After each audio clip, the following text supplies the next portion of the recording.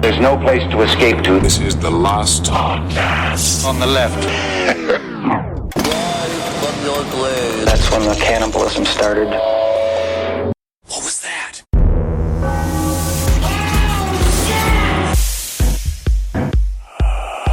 Yeah, baby. Baby. Man. It's feeling good this week, man. Is that what you got in your mind? Is that Amy Grant? Yeah, baby. Oh, my Man. God, they should play that song over the footage of Hiroshima and Nagasaki. Baby, baby. I got a new emotion. Honestly, it's a good way to sell it. It's what's fear, hard. dread. It's so hard to sell it. But I was looking at the information last week, and I had this thought in my head, and I realized Marcus is Oppenheimer, Kissel's Leslie Groves.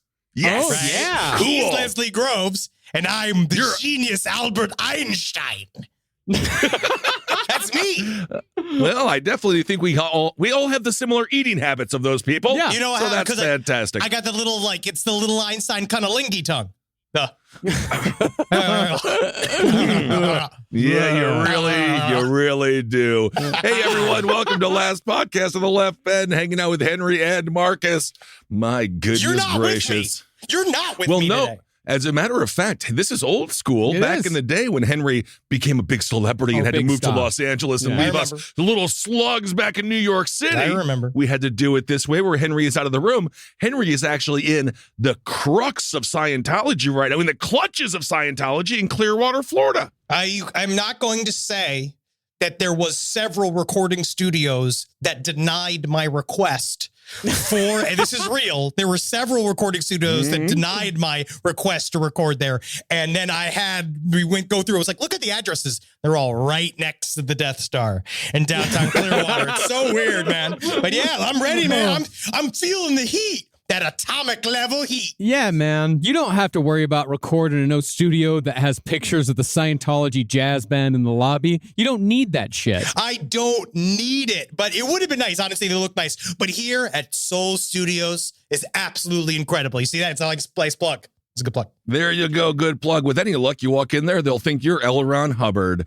Okay, well, speaking of Death Star, let's get on to part 3 of the Manhattan Project. So when we last left the Manhattan Project, the science and engineering side of the endeavor was well on its way to success, although it would take a further 1.5 years of trial and error before they completed construction of the bomb itself. But the thing about that 1.5 years of science and engineering is that it's a 1.5 years of science and engineering that mostly involves the minute details of uranium refinery, firing mechanisms, and various other atomic bric-a-brac. Yeah, borium, chlorophyll, more like fill my fucking ass. That's why we're doing a little bit of skip around, and we'll get Good. back to Robert Oppenheimer when it's interesting again. Yeah, the juice really comes from the Trinity test. So we're going Okay. to wait until the juice is flowing real hard and real fancy. Fantastic. Now, therefore, for this episode, we're going to shift to the side of the Manhattan Project that was ultimately unnecessary. Yeah. It is sad because it's the funner side in terms of like action and adventure and all that kind of shit. But it is the unsuccessful side. It was bad. Yeah. They did it Well, all I mean, wrong. I would not say unsuccessful. It was successful, just unnecessary. I would say this is more a story of war. What is it good for? What is it good for? Music? Making money? Power? Honestly, to GPD. But otherwise, nothing. Yeah. So from a perspective of an artist, this is when back in the day you'd fill out your writing packet, send it into Jimmy Fallon and say he's going to love it, but they never read it. Yeah. But you did a good job. Yep, that's an incredible analogy, actually. Good work. But this side did end up accomplishing something that was wildly important to the history of the 20th century. It's just that they did so halfway by coincidence. This is the rest of the story of the Bastard Brigade, the men who would partly make up the Manhattan Project's espionage, reconnaissance, and recovery wing. And again, read The Bastard Brigade by Sam Keane. It gets our highest recommendation and tells a far more human World War II story than what you're probably used to. It's really good. It's highly readable. Like, I flew through the first 300 pages of the Bastard Brigade. It's a fun adventure. It's Tarantino-esque. You can kind of see he must have stumbled upon this material when he was working towards Inglourious Bastards, because it kind of has that feel of like ragtag, a bunch of people who like shouldn't be doing extremely important jobs, doing them in a way that you can't teach. Yep. You know what I mean? It's like that naivete and lack of skill is sometimes extremely powerful. Also, a fantastic film if you just want to see a bunch of Nazis burning alive in a movie theater. Yeah. Rarely can you see footage like that and celebrate publicly. Yeah. But you can when it's Nazis. I was going to say, if I was going to be arrested for anything, espionage. I could see. Hi.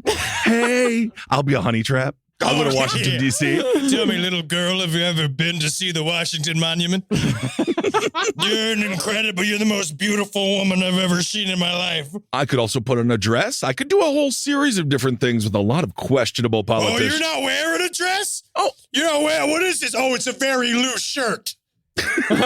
Oh, it's a lot of soft clothing. I'm sorry. I thought that you were just a 7-breasted woman. Another honey pot potted. No, if you'll remember from episode 1, the British had attempted to blow up the Norsk hydro plant in Norway because it was producing heavy water that ostensibly could be used in what they thought was a rapidly advancing Nazi nuclear program. But as we know, the Nazi nuclear program stalled in 1942, lurching along in ultimately futile fits and starts right up until the very end of the war. The Allies, however, were still operating under the assumption that the Nazis were ahead of them in every respect, so they acted accordingly. Hey, if you were going to overshoot a project during any time period, this really was the Right. time. Yeah. Yeah, absolutely. Also, lurching to the tall community, that is a derivative of the L word, which is lurch. And I will open doors for people, but I don't need the responses. And also, I don't need to be called Hodor. So if you're going to mention that, please give me a heads up, Man, so I can be prepared. H for you, truly Hodor should be the H word, because It is the H word. Unfortunate how many times I hear it, and it's like, okay, all right, technically he speaks for a living.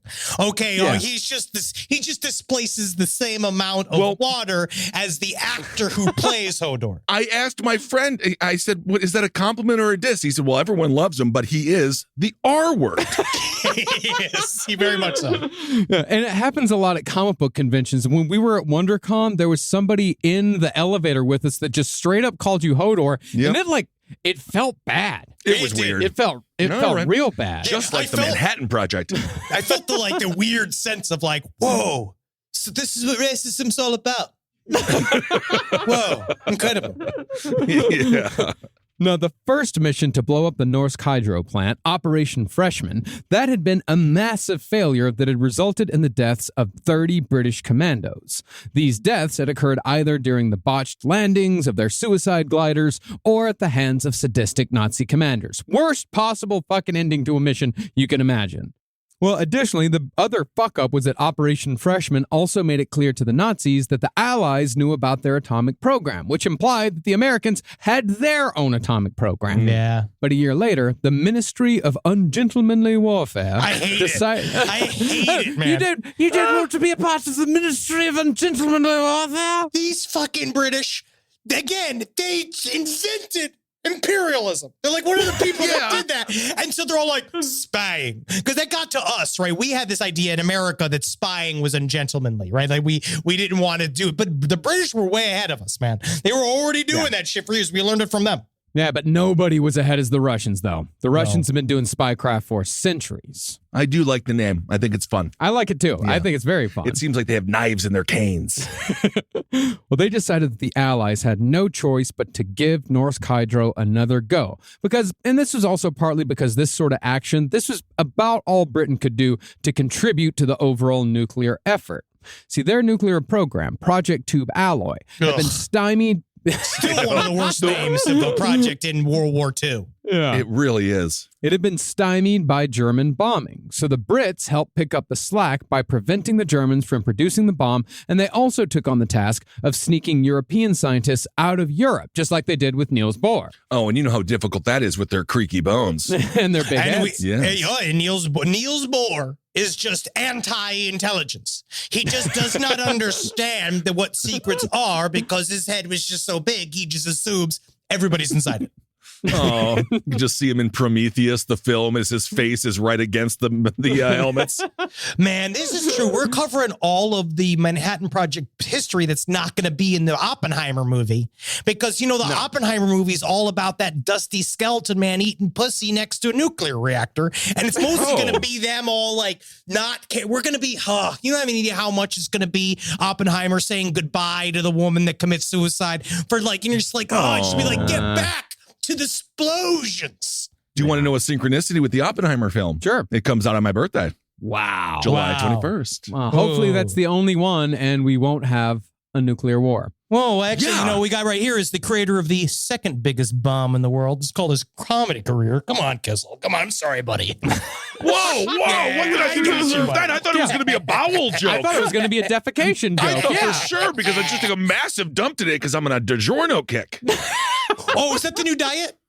Yeah, it's the DiGiorno kick diet, which is one DiGiorno a day keeps the doctor at bay. Well, back to Norse Caitro. While the British would organize what came to be known as Operation Gunnerside, it would not be British commandos doing the dirty work. Rather, the job of blowing up the power cells at Norsk would be given to local Norwegian soldiers and resistance fighters. This needs to be a movie. This whole story. There's like 3 movies that are based on this. Good. I did not know. Yeah. I was looking that up. So is that real? What movies? They're all Norwegian. We All Ski Naked? Is that one? What's the other one called? It's called like, I Hate My Vacation? Yeah, that's not a bump. That's a medical problem. I love that film. Oh, yeah, The Heroes of Telemark was a 1965 movie. That must have been boring as hell. And there's also a movie called The Heavy Water War, which is just, man, that looks boring as fuck. Come on, Norwegians. This all looks dumb. That reminds me, my older brother Chris was anorexic, and I got him the movie Heavyweights for his birthday as a funny joke. That's a funny. You knew. Yeah, he was nano. He was a model. He was a model in Italy. And you thought this was funny that he would think it was funny, or did you do it because you thought it was funny? I thought it was funny. He wasn't offended or anything. He's just like, I don't even get it. It was like, because you're fucking anorexic. The movie's called Heavyweights. Great. And I like how the clear up is actually probably what then makes it offensive. Yeah. You know what I mean? Because then you have to explain why it's offensive. And then he has to sit there and he has to go like, I'm his younger brother. I can do this. Did you sit outside of his door and play All You Can Eat by the Fat Boys? No. But we did watch The Disorderly Orderlies. Yeah. And yes, I used to see there's a scene that involves a lady. All you can eat. Ain't that a treat? And over and over again. Fat Boys. Let's move on. Now, when it came to Nazi collaboration in World War II, the government of Norway unfortunately has a reputation for hard capitulation. To wit, the man who weaseled his way into power when the Nazis blitzed Norway was named Vidkun Quisling. Yeah. God, sounds like a Twizzler with cancer. he definitely looks like a boob. Yeah. You know, he looks like he looks like one of my tits with a hat on. You know what I mean? He's very deflated. He's got kind of a ruddy complexion. Well, Quisling capitulated so hard to the Nazis that his surname is now a dictionary-listed noun, meaning a traitor who collaborates with an enemy force occupying their country. Wow, is that also like bootlicker? Yeah. That's a very offensive term. Well, bootlicker can be any manner of thing. Bootlicker can be like a man who owes allegiance to his boss, even like the boss of a corporation, even though the boss has no feeling for him. Sure. Yeah, that's what I normally think of a bootlicker as. Like that fucking guy in the new Zelda game who's holding up all the fucking signs for a boss who doesn't give a shit about him. He doesn't even know who the fuck you are. Why are you holding up signs all over Hyrule? And I gotta come along and I gotta fucking help you fix these fucking signs, you fucking bootlicker. Fucking bootlicker. I'm just Fernando knows what I'm talking about. Yes, okay. Zelda's actually the name of the princess. Link. Yeah, Link is actually the main character. I heard that bootlicker was the name. It was a Native American moniker for the first ever sub in a tribe. All right, fantastic. Moccasin sniffer is the second. They also do that sometimes. Really good. No, Quisling was tried as a traitor and executed by firing squad after the war, so he got what was coming to him. That happens. It was crazy for a Norwegian to be turned into Swiss cheese. comedy career made in a lab. I'm made in a lab. Made in a Scientology lab. can't fucking kill me, dude. No, they can't. But it would be wrong to paint all of Norway with the same brush as Quisling, because the Norwegian resistance movement was one of the most ferocious and well-organized of World War II. At 40,000 strong, they called themselves the Milorg. Cool. What's that? It's just that I don't know what it means in Norwegian, but it sounds cool as shit. It does. Yeah, It sounds like a death metal band. Yeah, it sounds like something that lives in the mines of Moria. Milorg. And their ferocity was largely fueled by Nazi brutality. For example, Norwegians could be executed for having something so innocuous as a bag of British baking flour. As was mentioned in the Bastard Brigade, one village was burned to the ground after a single bag of British flour was found. And as far as the people in that village went, 18 men were executed on the spot, and the rest were sent to concentration camps. Oh my God. Honest question. How the fuck do they know the ethnicity of the flour? Truly, it's probably because the bag. It probably has a Union Jack on it or something, a name of a British company. And this is like, because they were trying to very fully stamp out because of how strong the movement was to fight the Nazis from within Norway. They try to punish them as often as possible by doing that, where it's like, we kill everybody for one infraction. Wow. In other words, Norway had a few grudges to settle. Yeah. And a handful of Norwegians got the chance with Operation Gunnerside. Cool. Now, instead of a commando force of 30 British soldiers making a direct assault on the plant, the Ministry of Ungentlemanly Warfare decided to use Norwegians. And in the process, they played to Norwegian strengths. Oh, yeah. They got big bottom women. They don't like clocks. Norway likes, fjords. They use the fjords. And then you got black metal. Yeah, and ships. I also think they like ships and vessels of the sea, don't they? Pickled fish. A lot of pickled fish there. Does the plan involve pickled fish? No. The new plan was... Who absolutely gives a not. fucking shit? Who cares, man? Perhaps they had pickled fish along for the ride as rations. So maybe I cannot confirm nor deny the existence of pickled fish in Operation Gunnerside. Okay. You know who is one of my least favorite things about Norway is what else they gave us was Garrison Keillor. God, I hate Garrison Keillor. I fucking hate Garrison Keillor. Prairie Home Companion. It's a comforting Saturday afternoon. I hated Prairie Home Companion. God, I hate that show.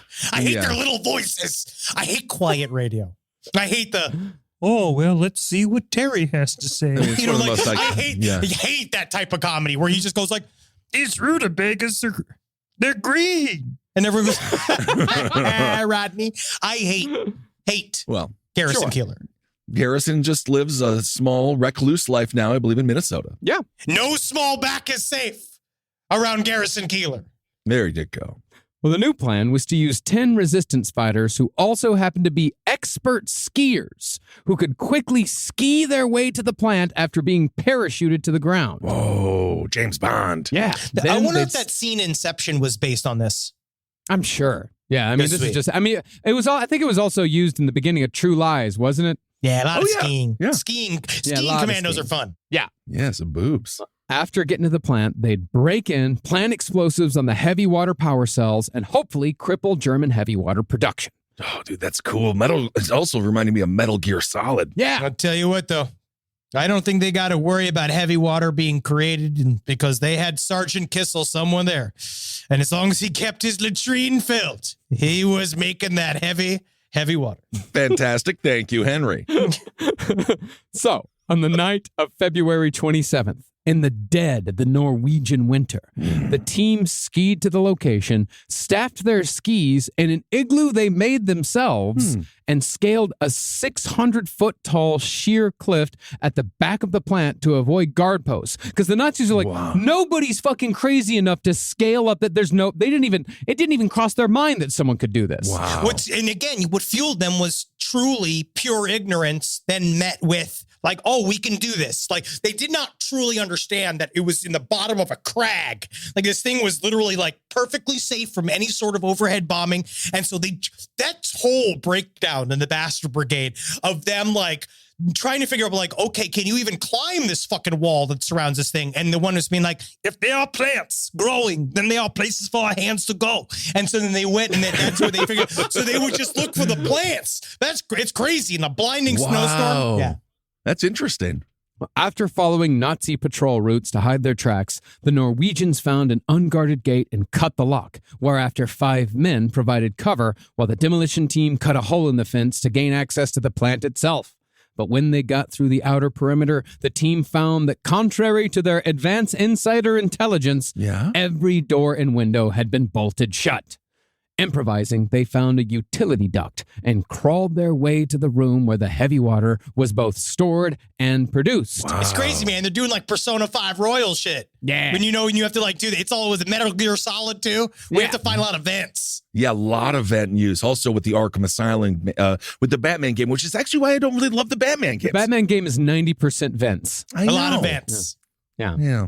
Well, after dropping 15 feet from the ceiling to the floor, the commandos snuck up on the only guard. Improbably, the Nazis had left a frumpy old Norwegian man named Gustav to guard what was supposed to be the Nazis' most treasured scientific resource. Are you looking for the fat boy water? It is in the other room. Thank you, Gustav. Thank you, Gustav.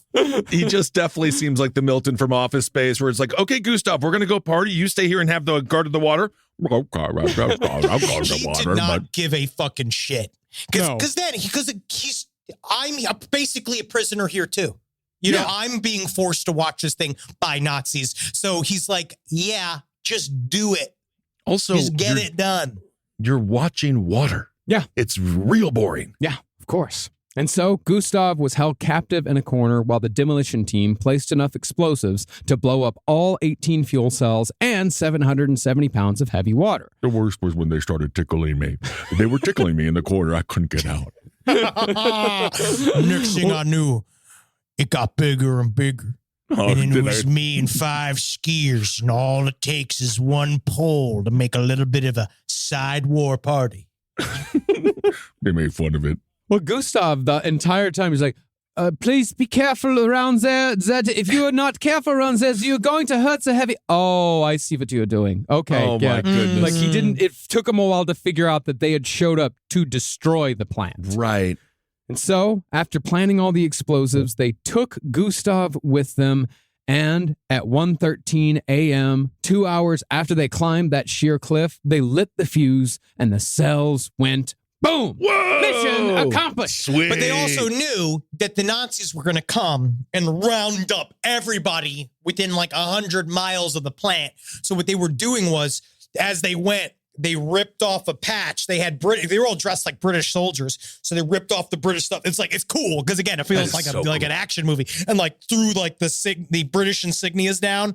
And then they would talk in Norwegian about how beautiful London was around all of the people that they were gradually kidnapping throughout the heist part of it. It's great. Wow, because they ended up with 2 hostages by the end. Gustav and another Nazi, and an actual Nazi that they came across along the way. Interesting. Why do I feel like Gustav would be played by Josh Gad? Damn you, Josh Gad! It should have been me! It should have been me! Rise from your grave. Now, this team thereafter went down in Norwegian and World War II history as some of the bravest and most important heroes of the war because they'd seemingly crippled the Nazi nuclear program. Wow. That, however, is not really the truth. You just got debunked. No, don't let the truth get in the way of a good war story. While the mission was indeed impressive in its planning and execution, Operation Gunnerside didn't really matter because Heisenberg's program had stalled.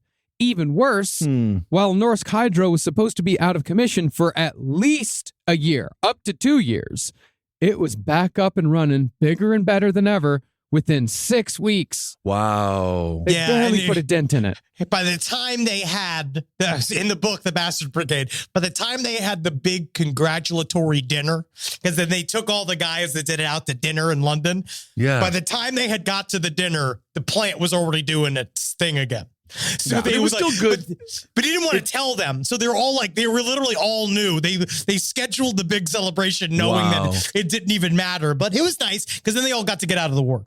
And it's still good for morale. They did it. They got in there. They blew up a building. Great for morale. Yeah. But the plant engineers worked 24 hours a day in shifts to get the cells repaired. And by the end of it, they had managed to actually expand the heavy water operation from 18 cells to 26, which increased their production of heavy water from 11 pounds a day to 15. It's kind of just sort of a glorified demo day and then a rebuild. Yeah. A little bit. It actually kind of made space for them to be able to build it better in a way that they didn't even think about. They're like, oh, now we could actually put so much more. The heavy water could go. And they're like, wow, this is actually kind of nice. So thank you, Mr. Gunnerside. I said this was a load-bearing wall. Turns out it's not. We can really have we can have open concept in here. This is going to be great. And now we've got the shiplap on one side and we've got the rolling barn doors because great illusion of space. They really are fantastic. I mean, look at World Trade Center 1. Yeah. How beautiful is that building? Nothing like a nice big Target.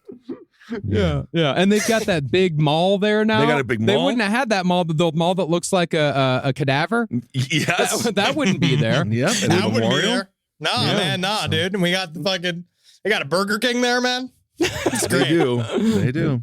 Now, the British refused to acknowledge that Operation Gunnerside had ultimately been a failure. At least they refused to acknowledge it to the Americans. And to this day, many historians still refuse to believe that the whole thing had been all for naught. Because it is, as you said, it's a great war story. Yeah. It's an inspirational story. Oh, yeah. But back in 1943, General Leslie Groves, head of the Manhattan Project, he wasn't about to accept the British view of the mission, especially after he received intelligence that the whole thing had been an objective failure. I will say, I don't think it's unwarranted, but the Bastard Brigade has a for certain anti-British bias within the book because the entire thing is constantly talking shit about how the UK had no idea what the hell they were doing, that they didn't know, that they had second guessed, they were incorrect all the time. Well, and I don't know if it was real or not, but it's like Leslie Groves is like, God damn these slimy bastards. They have no idea what they're doing. You know what I mean? Like, and it's all in the book. And you're like, I don't know if this is just dialogue written by a man that once got his teeth broken on a bad scone or something. And now he hates all British things. A little resentment, perhaps, from the past. Possibly. See, when it came to Groves, his projects were all that mattered. And if he needed to go outside of normal channels to ensure that his current project was a success, he did it. After all, if the Nazis beat the Americans to the bomb, that would mean that the Manhattan Project had been a failure. Right. So Groves called for help and contacted the Office of Strategic Services, the OSS, which is, as we know, the antecedent to the CIA. Wow. This is back when espionage was fun and only done by old money people that would then form the fate of the rest of the country later on. Yes. I would disagree with it being only old money people. Old money people in charge, yes. But there were plenty of weirdos down at the bottom doing the dirty work. Well, that's the thing, is that you learn it was the classic American approach of blue blood running through the very base of it, and then everybody's a freak. Everybody else is an unwanted person that knows and doesn't fit into any other branch of the government or society, that is very easily manipulated and used very effectively for espionage work. Yep.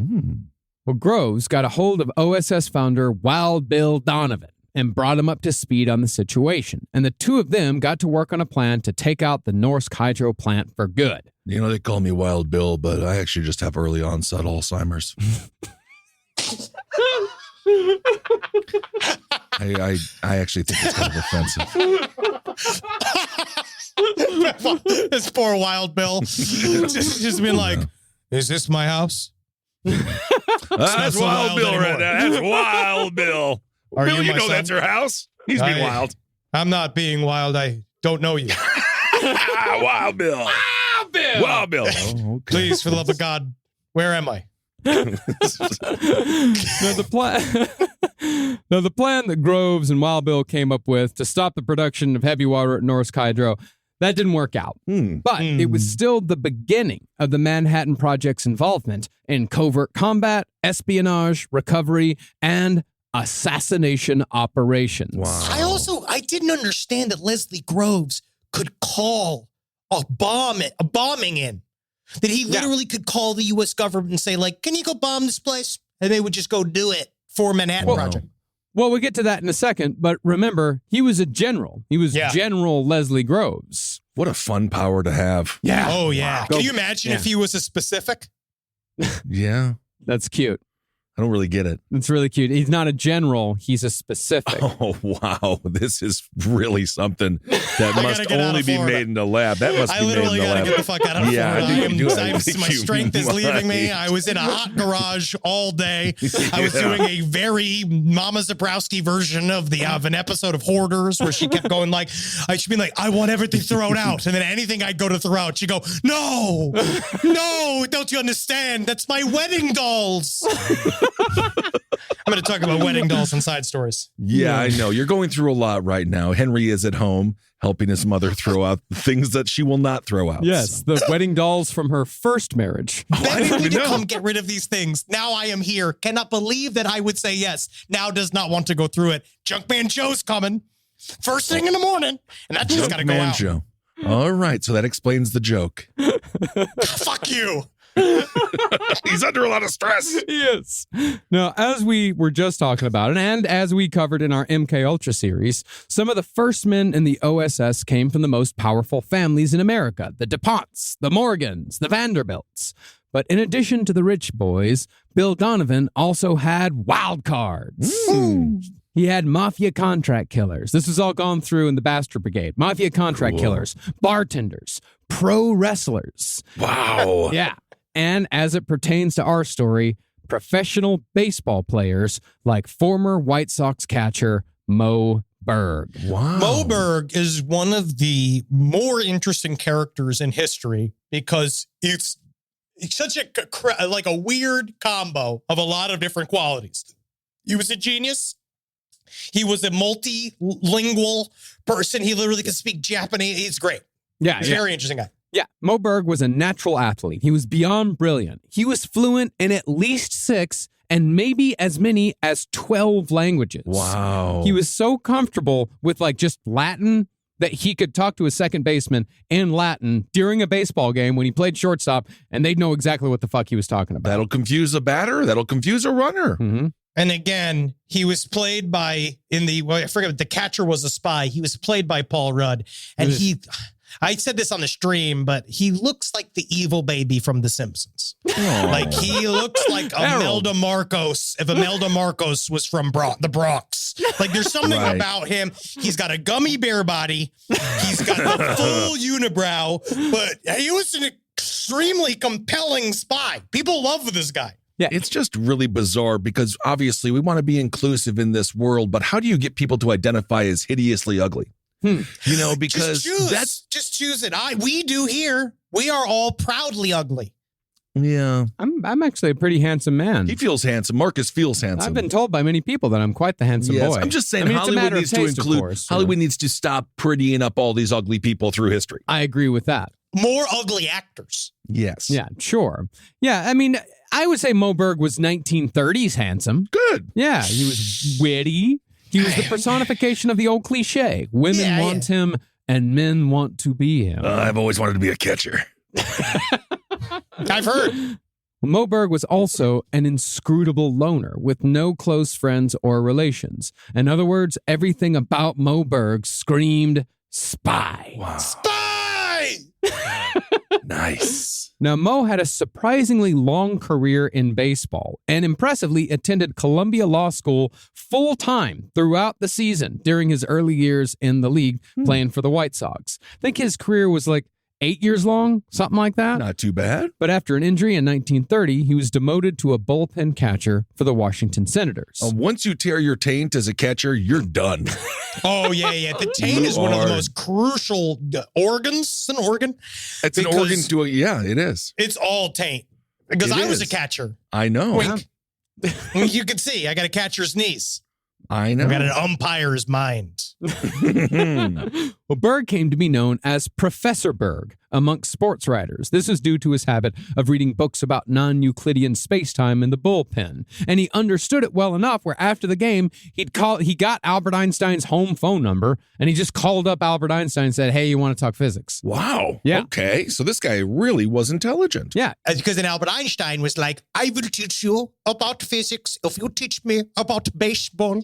And then they taught him about baseball, and you taught him about physics, but then he tried to teach him all the rules about baseball, and he was like, I do not get it. I am not a fucking jock. Fuck you, Chad. That's what he said. And it was like, Albert Einstein. Come on, Albert Einstein. You get black pills? Well, even more impressive was the fact that after Mo Berg's baseball career was over, he made an appearance on a national radio quiz show called Information, Please. I'm immediately annoyed because I'm going to be on hold for 20 minutes. No, Information, be like, I just gave it to the automated system. Why do you need my information again? That was in 1938. And in that year, he became an overnight celebrity. He was sort of a Ken Jennings, if you will. Well, and of course, Henry and I, cheap plug for our Patreon, had a chance to interview Ken Jennings. So check out that conversation. Ken's a big fan. Kissel, Kissel definitely didn't try to use him as an info booth and ask him a bunch of trivia questions to see what he knew. I asked him why Axe body spray is so cold when it goes on your body. And you thought that was And a he Jeopardy explained question. He did explain it. He did explained explain it. Oh, yeah. Yep. Huh. Yep. That's interesting. Well, maybe I'll have to listen. You might, yes. But like so many other Americans, when war broke out, Mo Berg wanted to fight for his country. But the military wouldn't take him due to his old injuries. So when the OSS was formed, Wild Bill Donovan trusted his gut and recruited Mo Berg, making Berg one of America's first international men of mystery. Well, Mo Berg, for some reason, was kind of obsessed with the concept of either being a spy or wanting to do something, because he took a trip to Japan as a younger man and he filmed a bunch of shit from the top of a hotel. Like he got real into taking pictures of, and for some reason he did espionage film where he filmed like what's it, Putz? Like a port. He filmed like where the boats came in and out. He filmed a couple of places where there was like a factory district. He did this stuff as a sort of almost like some kind of reel, like an espionage reel, so that people could do it. And he spread this video around. And apparently it was so useful to the U.S. government because up until this point, the only information that they had about the Japanese shoreline and anything that happened on the Japanese mainland had come from like tourism books. They didn't even know what was happening over there. So it's very interesting. It's very, like, he was obsessed with it. He shot a pilot.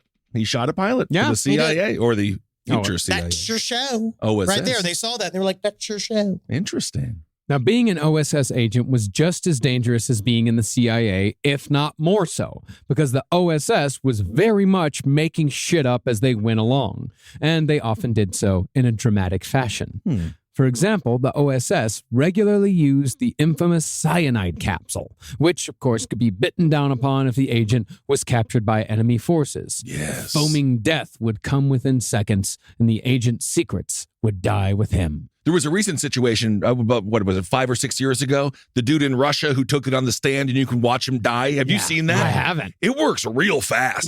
Real People, fast. as soon as they knew what he was doing, they like lunge for him and try to get it out. But he already did it and he was dead in like 45 seconds. Yeah. It happens real fast. I also did not know that they were rubber coated. Yeah. So I guess there was a thing that if you pop it in your mouth and you not needing to kill yourself, you can just eat it and shit it out. Apparently, like you literally, it's a rubber capsule, so it just flows right through the hole. Mm-hmm. Interesting. But I wouldn't trust it. No, I wouldn't Not trust it. government. I would. An eighth of an inch of government rubber between me and certain death. Like, I don't know. I always imagine that Vladimir Putin has it all the time, like a chiclet in his mouth. I'm sure. He just gets used to it. Like just like some Copenhagen, Yep. just right in the lip. Yep, I believe it. Now, these men were trained in sabotage tactics like lockpicking, phone bugging, and silent methods of murder. But since it was all hush-hush, and since it had no precedent, the OSS had to create its own covert methods for graduating their training program. This shit's crazy.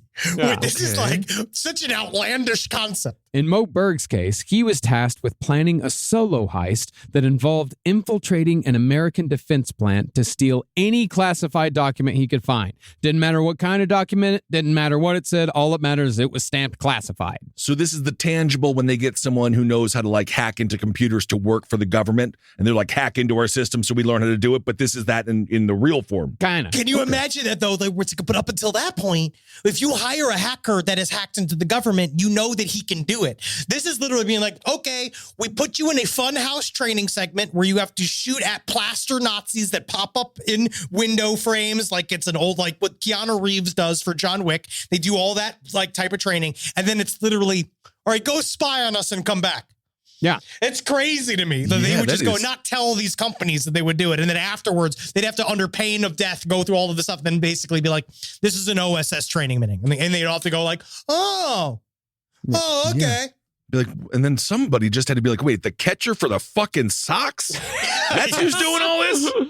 Well, the point was that they wanted to see if Berg could come up with a plan on his own and execute it under pressure in a real-life situation. But Berg's plan wasn't as clever as you'd expect. He somehow got a hold of some White House stationery, and he just kind of forged a note and tried to bluff his way through it. And when he wasn't able to charm his way past a guard, he sheepishly had to admit that he was participating in what amounted to a glorified panty raid. Oh, Mo, come on. It's like, wait a second. Do you want to see the panties? It's like, wait a second. I can just see these panties? Absolutely, sir. Come this way. And as you see all of J. Edgar Hoover's panties just like lined up in this beautiful array. And he's like, yes, he comes here each morning. And depending on his mood and the day of the week, as you can see, MTWTFSS. Yes, days of the week, panties. His balls, big front. As you'll notice, this one here is used. $5. You can Venmo me.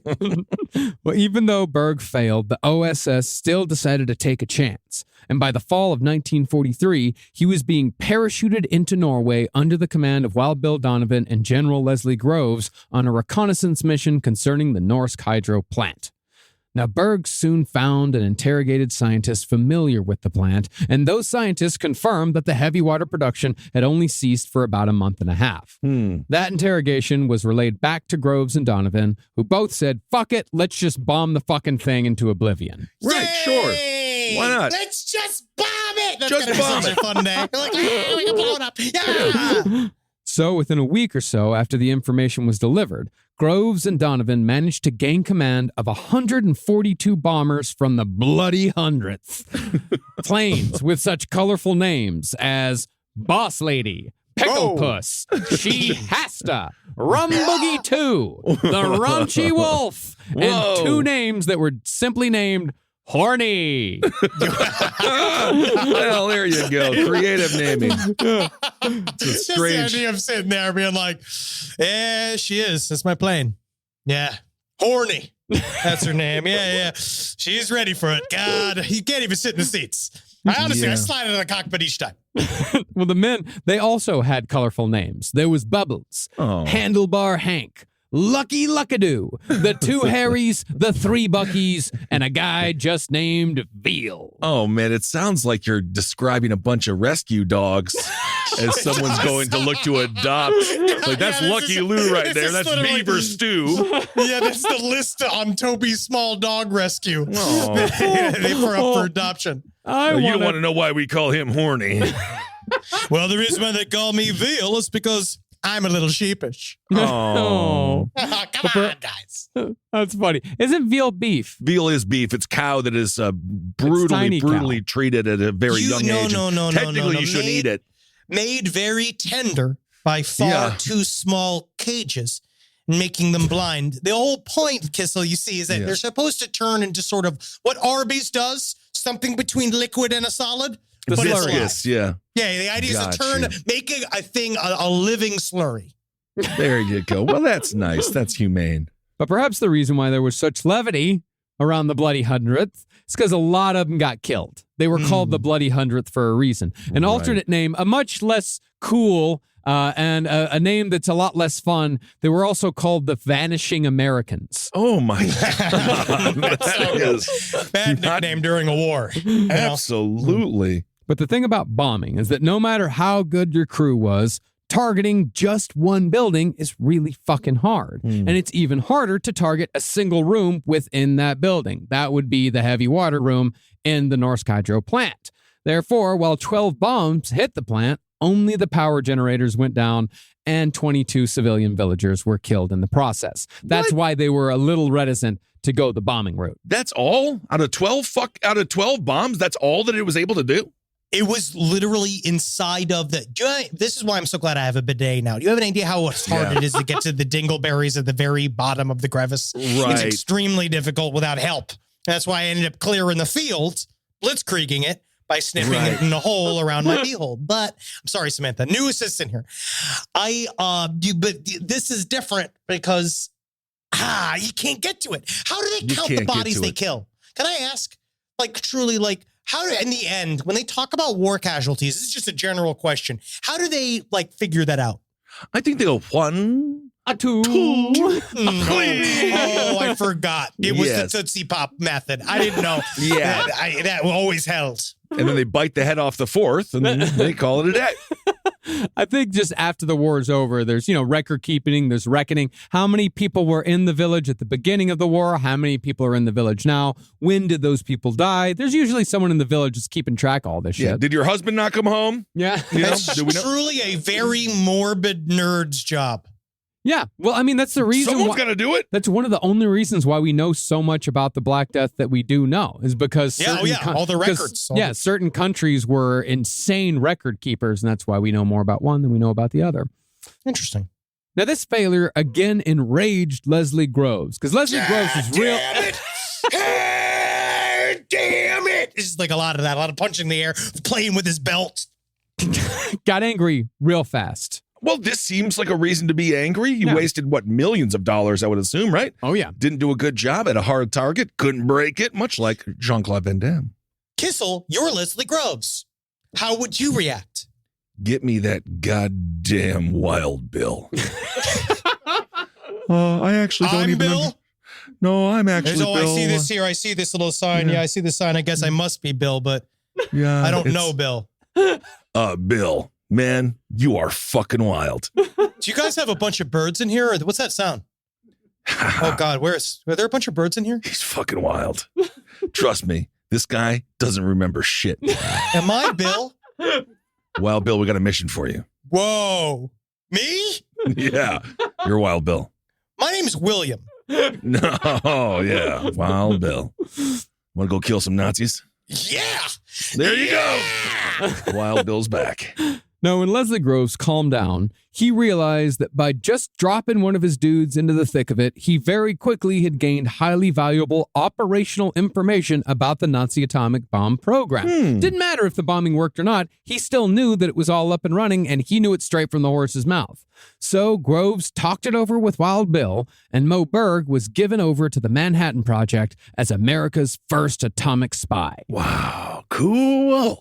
Now, smartly, Groves gave Berg no specifics about the Manhattan Project, but Berg did learn enough quantum physics to be able to interrogate European physicists in their own language. Yeah, dude, it's crazy because they couldn't have anybody that had any operational connections to Manhattan Project over in the theater of war because they knew if any one of these guys are get scooped, right? We love our scientists because Groves knew we need scientists doing this so they can understand the actual what they're looking at when they go look for evidence of a Nazi atomic program. And but they knew they can't have somebody from the Manhattan Project because we love our scientists. But let's just say, once it came to being spoken to in the quote, in the style of the Russians, you knew that they were going to fold immediately. There was sort of physical, they can't be tortured. As soon as they're tortured, they're going to start spilling their guts. And I don't disagree with them. Yeah, well, Niels Bohr couldn't even stop talking about being an atomic scientist when nobody was torturing him. Right. He just talked about it out loud. I did not go to 49 years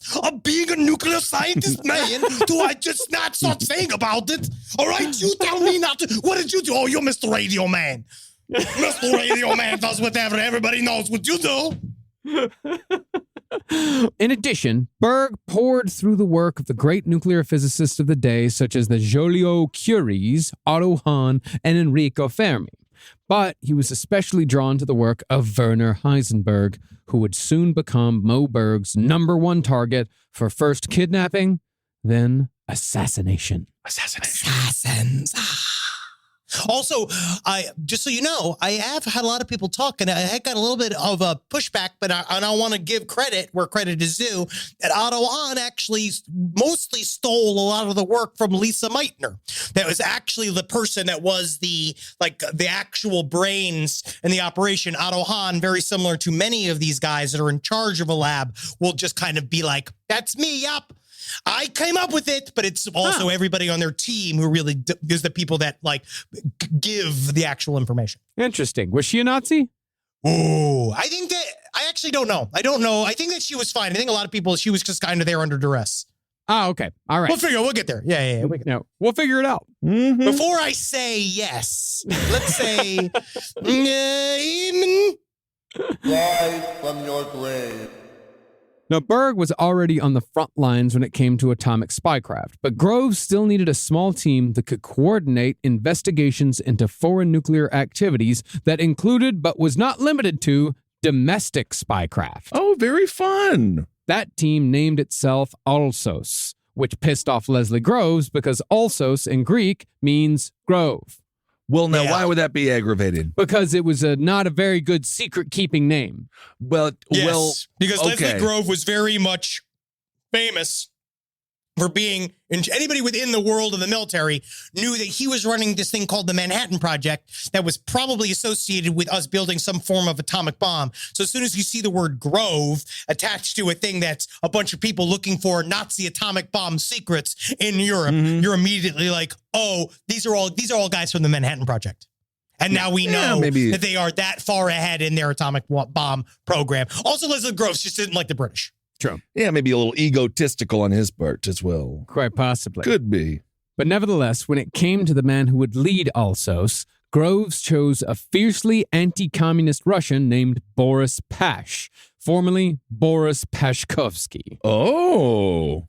Now, Boris had been born at the dawn of the 20th century in San Francisco, but in 1913, his family returned to Russia, where his father became a Russian Orthodox bishop during what was an especially dicey time. You know what the dicey time is? What? We already covered it. When? With what? What are we talking about? They're talking. I see that they're talking, and I see that there's a show on. It's like, oh, yes. I'm on the show. There's a yes, dicey. my drinks are here. I see my drinks. I've been talking. Oh, God, am I Wild Bill? Is this me? Those are dicey time there. Dicey, being a Russian Orthodox bishop in 1913 in Russia, that's a dicey probably not time. good Why? because they didn't like religion. He did not. No, we didn't. They have a leader there that was anti-religion. Not yet. Buddy, all I know is Bishop, fucking flog it, make the juice. I really it's don't care. It's a numbers game. Comedy and thought process is a numbers game. You never know. You never really know. I don't think being a bishop ever is fun. Well, this was right before the Russian Communist Revolution. Sounds like a dicey time. Yeah, exactly. And when the Russian Communist Revolution came, Boris, not surprisingly, fought for the Tsar as a part of the White Army, which was made up of religious zealots and the capitalist bourgeoisie who benefited from Tsarist rule. As we know, the revolution ended in the death of Tsarist Russia, so Boris slowly made his way back to America, where he was born. Man, eventually, every one of our topics is going to touch each other. Yeah. Isn't it? Yeah. Because that's all Rasputin. This touches Rasputin directly. That's so weird. So crazy. That's what I was talking the about. Connection between Boris Pash and Rasputin is. That's what I was saying. We covered it. I would say none, because Rasputin was just hanging out in the palace having a good old time. I'm just hoping. I'm hoping for an extended universe. That'd be nice. Yeah. Now, by the mid-1920s, Boris Pash's name had been shortened from Pashkovsky to Pash, because when he came in through immigration, they're like, you're Pash now. It's a lot easier that way. Yeah. And he was soon teaching high school in Hollywood. Oh. Hollywood High School. I drive by it every day. Man, was he actually at Hollywood High School? I mean, they just said a high school in Hollywood, so maybe Hollywood High School. Probably Hollywood High That's School. so crazy. It's so weird. It's like where Judy Garland went and shit. It's like, it's very Yeah. strange. There's a mural of all the actors that are famous from there. Oh, wow. On the outside of the school. Strange. It's really strange. Yeah, Very it's like- strange. The one on the way to the Sirius XM, Yes, sir. I know exactly which one you're talking Yep, about. it's- Yeah. It's very famous. Yeah. Yeah. It was Very- actually, it probably was that one. Yeah, I Yeah. think that's what they said. 90210. I think it was based on that. Oh, wow. In 1930, though, Pash returned to the military and joined the Army Reserve. 10 years later, Pash was in the Army's intelligence division, tasked with hunting Japanese insurgents in the Baja Peninsula in an effort to prevent an attack on San Diego after a Japanese sub had surfaced in Santa Barbara, California to fire on an oil refinery. Now that's a Baja Blast. Now, no insurgents were ever found in Baja, nor were any Japanese American citizens ever found guilty or even tried for espionage or treason.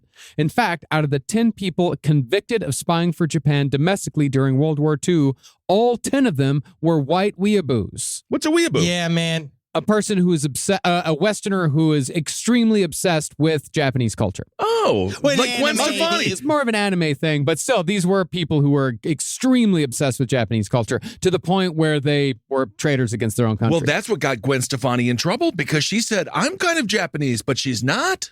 She claimed to be Japanese. And, I haven't seen the documents, but when I see a white woman, and you just never know. You 'Cause never it's know. You never know what's inside. Because I'm half Spaniard. Are we you? know that. I'm just saying it. cool. Yeah. Well, the most interesting of these weeaboos was a woman named Velvalee Dickinson, a.k.a. the Doll Woman. Whoa, man, the nickname's scary. The name is sexy, but her nickname is scary. You think Velvalee Dickinson is sexy? Yeah. I like it.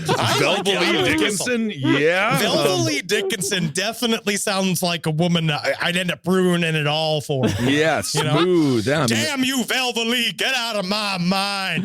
Velvalee Dickinson from a long line of Dickinsons. Damn it, Velvalee, get out of the trunk of my car. Oh, I ain't going nowhere without you. I'm Velvalee. You got me cornered. Yeah, Velvalee Dickinson. Yeah, she's a babe.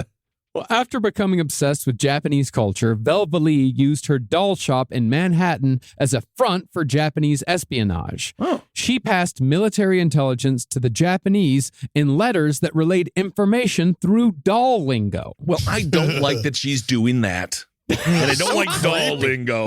Yeah, what is doll lingo? She would refer to things like fishnets, like doll accessories, and they would be Fishnets. yeah, fishnets. That was one of the weirder ones was fishnets. Yeah, Like I don't like all this Like these sexy little dolls. she would say, like, I'm getting an order of 2 fishnets from San Diego, or I'm getting a set of fishnets repaired in San Diego. Yeah, you would, Velvalee. Which told the Japanese that there were 2 ships in the harbor at San Diego being repaired at that time. Oh, Hot damn, okay. Velvalee. You know what I mean? Whoo, man, those letters. You can even read through the letters. She's got a body. Yes, indeed. Although fishnets need to be cheaper.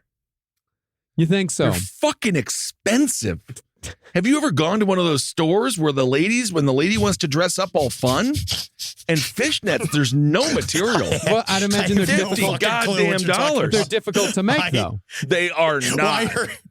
Why are you pricing out fishnets? Hey, Why are you doing hey. Why are you doing I'm that? just saying they're very expensive for limited fabric. That is true, but it's the quality you pay for, and you pay for the labor. No, you're supposed to be able to tear them open.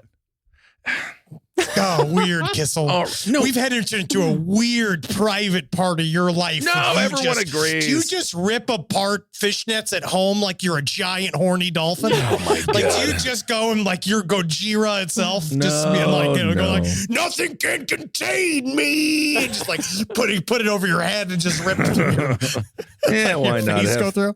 Have fun with it. Well, the letters written by Velvalee were sent to Japan via Buenos Aires, and she used names of people in the doll trade that she had grudges against, and it was that little bit of pettiness that got her caught. because the letters were intercepted and they started to see like, oh, this sounds, a code breaker looked at it as like, oh, this is obviously all code. And it would have the name of like Martha Johnson, who lives in Boulder. And they go and talk to Martha Johnson from Boulder and say, are you a fucking spy for the Japanese? She's like, that sounds like something Valvoline would be into. And so Valvoline is like, yeah, I may have done a treachery or two, but when it comes down, everything's fair and love and war. Valvoline. Like, all right, Valvoline. can I show you a picture let of me see her. Valvoline, Ben? Because I got a pretty hot, steamy picture going in my mind. And, well, you know, it looks, well, so I understand why they called her the doll lady. No, Wow. Valvoline is very different Yeah. than what I thought. But, you know, it was also the photography back then. The photography back then isn't. I literally thought, I just, in my head, You know what? It was just. I was just seeing a blonde bombshell with just, you know, a slinky, like Jessica Rabbit, No, you know, style. she- But that, she There's looks, only, okay, to be fair, there's one picture of her, and it looks to be her in her like 50s. She had something. I'm looking at it from certain angles. I think this picture is from her in the 30s, and she looks like a melting skeleton. Well, aren't She we all? does. Aren't we all? All She right. does. Well, that's why she's got such great personality. That's why she's always playing with dolls. She looks like before the Wicked Witch of the West turned. Yeah. Like she looks like in the real life version. Dude, of you her. say what you want about that Wicked Witch. She's got a tight bod. Yeah. I must be horned up today. You really seem to be, man, yeah. you I haven't real- it's jerked coming off in a off you. while. Yeah. Maybe you should. Talking with Blasian. Yes, indeed.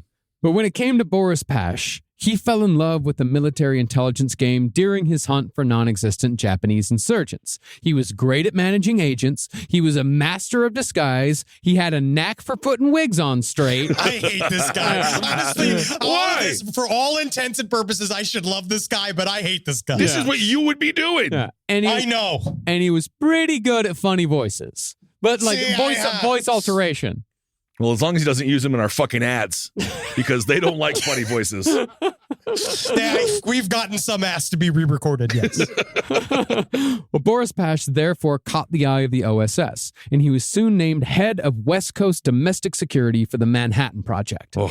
Now, Boris Pash's first task was to investigate lead scientist Robert Oppenheimer and his associates to see if any of them were passing information to the Soviet Union. So it seems here truly that there's a lot of distrust. Oh, yeah. So the Has to be. investigations are all Absolutely. like within the And house with, and at with this good point. reason. Right. But that Well, is over the that last is really two interesting episodes- though, because you think about like the combined front, the United States versus the commies and the Never once. Nazis and the Never Japanese. But really, everyone was like, "Who the fuck do we trust?" Well, because this entire lab was based off of basically current and former communists. We're all like there. You had a bunch of people that were all, some of them card-carrying communists that were the ones that were the leaders in nuclear science. So they're all at the Manhattan Project. They're at Los Alamos. And so they basically hire, you know, an internal affairs guy to go and you're going to watch us while we watch ourselves because we don't know how this is going to work out. Like we actually don't know because, again, warring factions. Half of them are like, the Russians are our allies. There should be a free like border here. There should be osmosis of our science and their science. Like we should be sharing it. But they, you know, were not fully privy to the idea that we were setting up villain number 2 for the sequel. Yeah. And to the point of everyone coming together for the war effort, that is very much that's a rose-colored view of history. America, when we were first asked to ration, we fucking hated it. We were dragged along, I kicking believe and that. screaming the entire time. We did not like rationing. We did not like sharing. We basically, the government basically had to hire a daddy to force everyone to do it. But if they wouldn't have forced everyone to do it, we wouldn't have won the fucking war. So there you go. Yeah.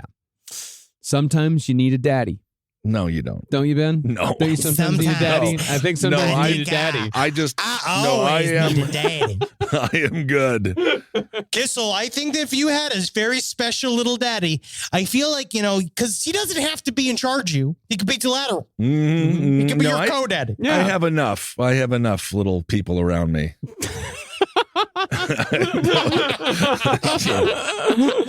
Like there was just a group for me to just go talk with other big people and just be like, these littles. Fuck is. Oh, that's how this starts. That's how this fucking starts. God, man. is that how an NBA locker room sounds I like? don't. They have their own issues. I think they're all just getting too laid and paid to be angry. Yeah. Yeah. They're NBA guys. I think they're pretty happy. Well, the FBI had already been investigating one of Robert Oppenheimer's students, and that student was indeed passing information from Oak Ridge and Los Alamos to Soviet agents.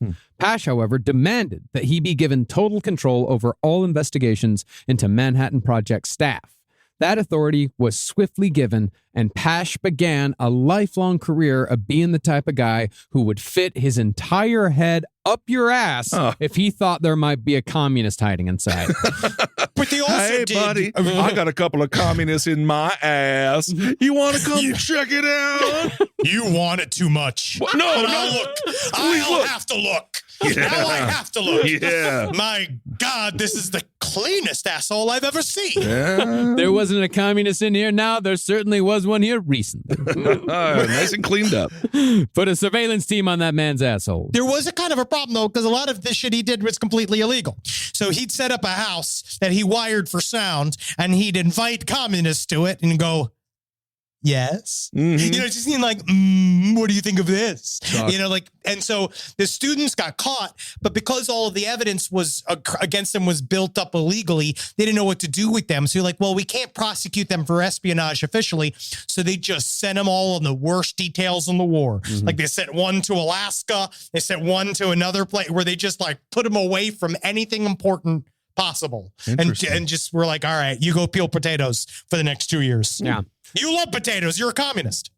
He installed surveillance equipment worth $100,000 in modern currency in the radiation lab at the University of California, Berkeley. Wow, interesting. Yeah, he also had undercover security agents follow anyone he suspected of having communist ties, and he flipped Oppenheimer's driver and his bodyguards into becoming informants that reported directly to Pash. And so there is a really interesting push and pull in that time period. It's very difficult to cover accurately on a podcast versus a book, but like Oppenheimer understanding that everyone was trying to out him as a communist spy was a part of like one of the big pressure points during the end period of the Manhattan Project as they were going up to the Trinity test, because obviously he's under a lot of pressure as it is. He's under pressure in his own mind. He's under pressure from the U.S. government, but now they're all looking for any evidence that he's a communist too. So he tried to quit like 4 times. Yeah. He's like, I can't handle it. I have to go. And you're like, Robert, come on, buddy. Come on. They're going to make a movie about you. Don't worry. But as I said last episode, the unfortunate reality is that, as Henry said, there were quite a few card-carrying communists both orbiting the Manhattan Project and quite a few inside the project itself. Even a few in the inner circle, although most of them weren't feeding information to the Soviet Union. They were just communists. It was just a political ideology. They were American. Yeah, they were American communists. Yeah. Military intelligence, however, is not necessarily known for sussing out nuance. And by late 1943, Pash's hard-on for communism got to be so obtrusive that everyone in the Manhattan Project and the OSS hated him. Yeah, eventually they're like, you know what? Honestly, the communists are crushing it right now. You're killing me, Pash. You're fucking killing me everywhere you go, because he's just like, he's too good. He was too good at being an internal affairs guy. Yeah. They wanted to send him away. Get out of here. It just sounds very annoying. Extremely. Probably, He's an aggravating person. He's bringing the vibe down. Sure. Yeah. And he's also fucking up your day in the process. He is setting your work behind because you can't get the fucking project done if half your guys are being interrogated by Boris Pash, or if they're fucking constantly worried that Pash is going to arrest them. It's weaponized HR. And actually, it really is. Yep. It is. And this is partly how Boris Pash got put in charge of an Alsos mission that tracked the developments of Axis nuclear programs, which necessitated a relocation to Europe. Oh, fun. But I feel like this is the type of thing that showed just how much of a genius Leslie Groves was, because he kind of understood, well, yeah, he hated communists too. He was a fucking diehard American, but there's like a part of him that did understand we need these Russian nerds right now. Like, we need them. After the war, you guys can all tear all of these guys to pieces if you want. But right now, I need to all of this shit needs to stop. Yeah, it doesn't matter. By 1944, Boris Pash was in Italy tracking down a former assistant of Enrico Fermi's to see what he knew about German atomic studies. This was a mission called Operation Shark. Ooh, that's fun. Dancing. Remember the dancing shark? Yeah, I remember. Baby shark. Yeah, baby shark. Yeah, baby shark. God help us all. God help us all. Oh, Mr. Bill. It's just becoming, I'm just Wild Bill in my head now. Just going, my God, am I a shadow of myself? That's wild. That's Wild Bill for you. That's real wild. Well, in Shark, American agents would be sent to Rome to quote unquote persuade this former assistant to defect to the Allies. If the assistant were to resist, however, agents were authorized to beat him into submission and drag him to a submarine by force. All right, guys, you know what? I'll just go with you.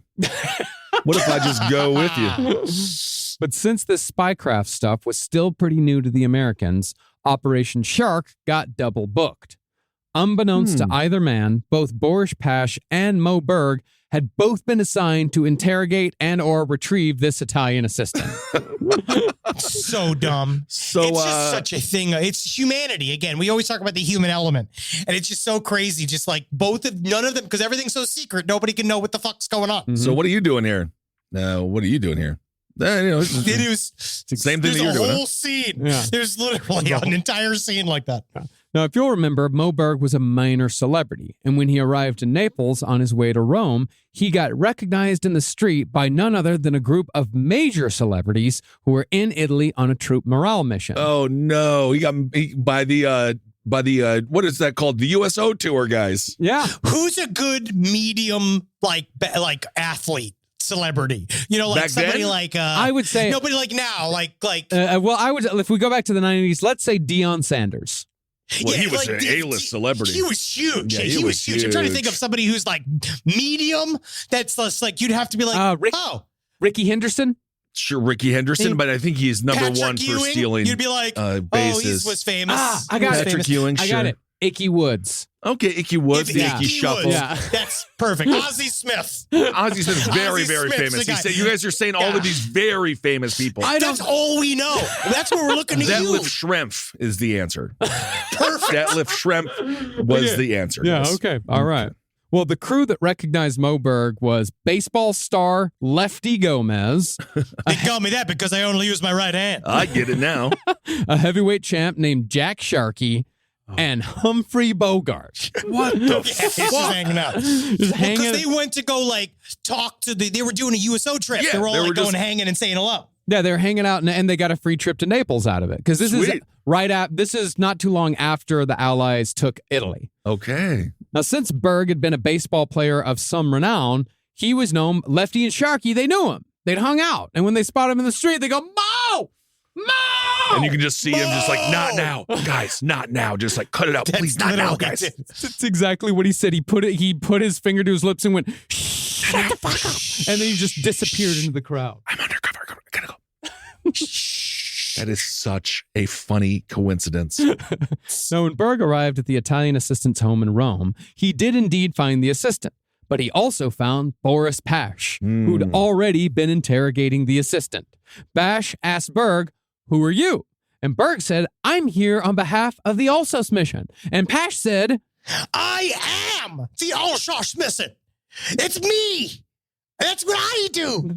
But he did the thing where he was like, tell me your name. Like he was hard interrogating the scientist. Right. And the dude just couldn't handle it. I would much rather get interrogated shut by down. Mo Berg. Yeah, well, much rather. Mo Berg was actually very good at it. Well, Because smart. Yeah, because he's very smart and he's charming. So he's Yes. good cop. Boris Pash is bad cop. Gotcha. Yeah. And Pash had not gotten anything out of this assistant during his interrogation. But Berg, he was able to confirm from the assistant, that this assistant had been in contact with several Axis physicists, Italians, Germans. This guy was in contact with them all. Berg then went back and re-interviewed every scientist Pash had interrogated, but he did it better. And each person, he uncovered something new. He's crazy. He's one of the most effective spies in the war. That is really it's cool. Crazy. Yeah, fuck this Oppenheimer movie. I want to know the Mo Berg story. Well, they already did it and it failed. It's like what was it? By who? It's Paul. It was called The Catcher and the Spy. Yeah, the catcher is a spy. Oh my I looked God! it up, I man. don't even want to know about what's going on these gay porn sites. All I know is that is a horrible, horrible name. It's a terrible, and it stars Paul Rudd as Mo Berg. Again? Well, that's Paul Rudd. That's Yes. Paul Okay. Rudd. That was the Paul Rudd movie. Okay. That was the Paul Rudd movie. Yeah. It's hot garbage. Yeah. I watched about 10 minutes of it. Fuck. Man, make another one then. Sure. You know, they made 2 Steve Jobs movies after poor Ashton Kutcher. He never should have been cast in it. No. No, he just knew. make another And it's one. just like the whole movie's just a fucking asshole in a turtleneck walking a room being like, we need to make iPods. That's it. There you go. It's not a good story. And that's the story of Apple. Yeah. Well, Berg came across a postcard sent to physicist Giancarlo Wick. That postcard was from none other than Werner Heisenberg, the proverbial big fish of Nazi nuclear physicists. Whoa, this is a smoking gun. The postcard clearly stated that Heisenberg was in the Bavarian Alps, scouting for a location for a new lab. And with a location in hand, Alsos began formulating a plan to remove Heisenberg from the board one way or another. Yeah, get him. One way or another. Meanwhile, back in France, some of the other nuclear physicists stuck in Europe were spending their time day in, day out, avoiding Nazi capture and or death. We're about to get to the people who are in the shit. You know what who you want to never do? left the shit. What you want to do there? Zigzag. Everywhere you go, zigzag. Serpentine. Zigzag. Change up. Yep. You're really going to need to do it. Change the way you go. You know what I mean? If you're taking Elm Street, take Wisconsin Avenue. You got to There fucking you go. really move it around. Absolutely. It's true. That's how I avoid getting kidnapped. Every day. That's right. I forgot that you were constantly worried about getting kidnapped due to your small stature. Yeah, there's you don't know the roaming gang of children that follow Henry around with knapsacks? It's what I know. Just be like, oh, he'll fall. Don't worry, he will fall. I'm training them. They're training me. At the same time, no bag can contain me. Well, scientists Frederic and Irene Joliot-Curie, they'd been in the thick of Nazi-occupied France working for the resistance, but the situation was starting to get too hot even for them. Yeah, because if you remember, they were running a cyclotron forcibly by the Nazis. The Nazis were making them do all of this research for them, and then they were intentionally sabotaging it as they went. Yeah, and working for the resistance at the same time. And this is before the Allies landed in Normandy. Europe is still totally under Nazi control. Very interesting. Incredibly, though, even though they knew they had to get out of France as soon as possible, they delayed their escape for a month so their daughter could take her bachelor's exam in physics. Wow, it's so strange that like real life things are still happening. Well, that's one of the things that people, I think, really goes by the wayside when people think about World War II, is that Europe, yeah, I mean, a lot of fucking people died, but life went on normally for a lot of people. Even in Nazi Germany, like for a lot of people in Nazi Germany, they skated through the 12 years of the Third Reich, and then they just came out the other end, and nothing really changed for them throughout. Life was just kind of the same. My grandfather lost $1 million. Sure, but there were no way he deserved it. Yeah, there were plenty others. Way. There's plenty others who just fucking skated through. The Mengele Corporation. What Mengeles came through on the other end, still owning their tractor company. That's right. It's really weird because I guess truly in America, we don't know what it's like to have a war walk through your country. Yeah. You know what I mean? This is kind of so we don't understand that life doesn't just stop. Like there's the whole, like it all keeps going. Yeah. Well, I mean, think of it this way. It's like if there's a war in which New York, like Washington, D.C., Los Angeles, Seattle, all these places are bombed. Like if you're living in Cincinnati, I mean, you might have like less chocolate and you might have a hard time getting a hold of like certain goods. But overall, you're still going to school. You're still going to work selling that fucking chili. I tell you what, though, those real estate, that's going up. Oh, absolutely. And you have to, it sounds like a kind of a solid plan in many ways to have super aggressive realtors change the face of this country using light domestic terrorism. I don't know. Escape from LA, escape from New York. I don't think that means escape to Cincinnati. Well, I would say a more apt description would be if Texas got bombed and like Austin and Houston are getting bombed, but like Lubbock's and Austin, Houston, and Lubbock are getting bombed. But if you're living in Abilene, shit really doesn't change much. No, doesn't. Nothing to bomb. It's sad. It's almost sad. However, the Joliot-Curie's leaving a month late, that actually ended up being their saving grace. By complete coincidence, the Joliot-Curie family left Paris for Switzerland on D-Day. And since the Germans were suitably distracted, the Joliot-Curies escaped. Had they left a month before, they undoubtedly would have been stopped at the border, where they absolutely would have been captured or killed. Damn. Yeah. And because remember, no one knew D-Day was coming. Not Right, even the of course Nazis not. knew D-Day was coming. Yeah.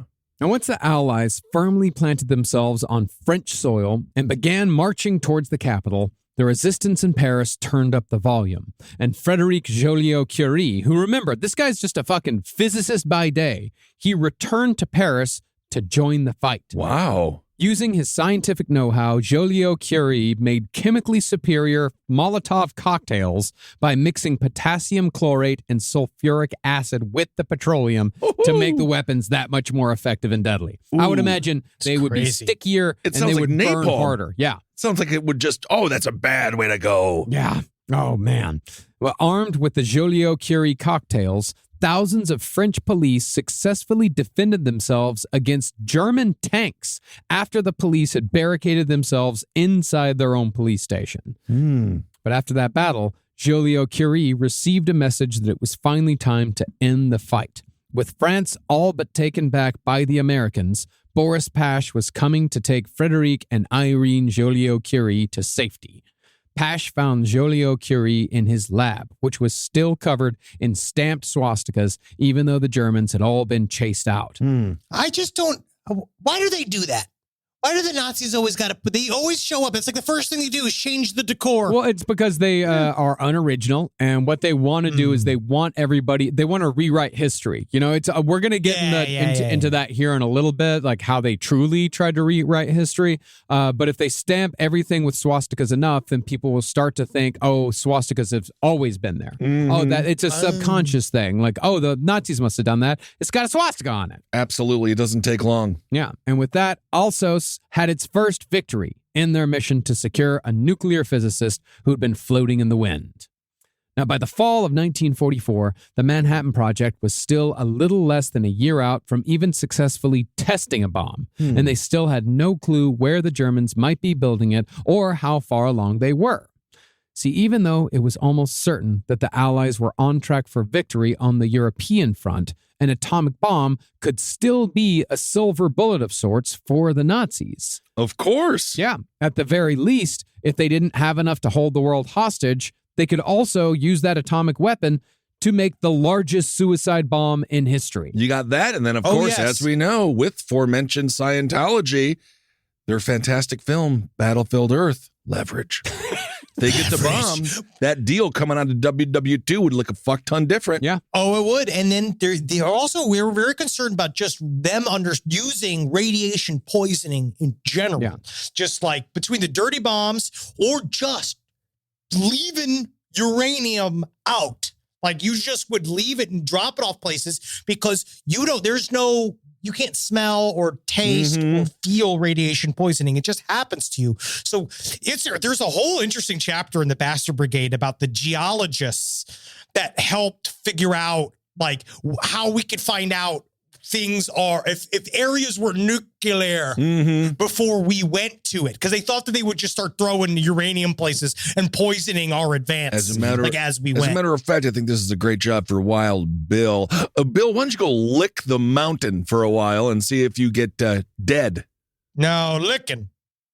What is licking? With your tongue, what you do with your wife, perhaps? Cunnilingus? Okay, now this is... You mean my mouth penis?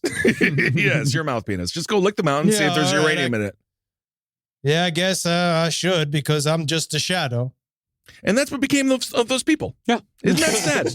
Well, to the point of the uranium, it was known that the Germans were in possession of hundreds of tons of the stuff. See, when Germany conquered Belgium, they gained access to all of Belgium's colonies. These territories included the Congo, which had the largest uranium mines in the entire world. But once Belgium was liberated in September of 1944, Pash tracked down a good amount of uranium, 30 tons. Wow. That's a lot of fucking uranium. That is a lot. It is. That uranium was then sent to the United States, where it was processed. And funnily enough, here's a fun little bit of trivia for you. All right. That's the uranium that was used in the bomb that was dropped on Hiroshima. Wow. Hey. Now that's some fun trivia.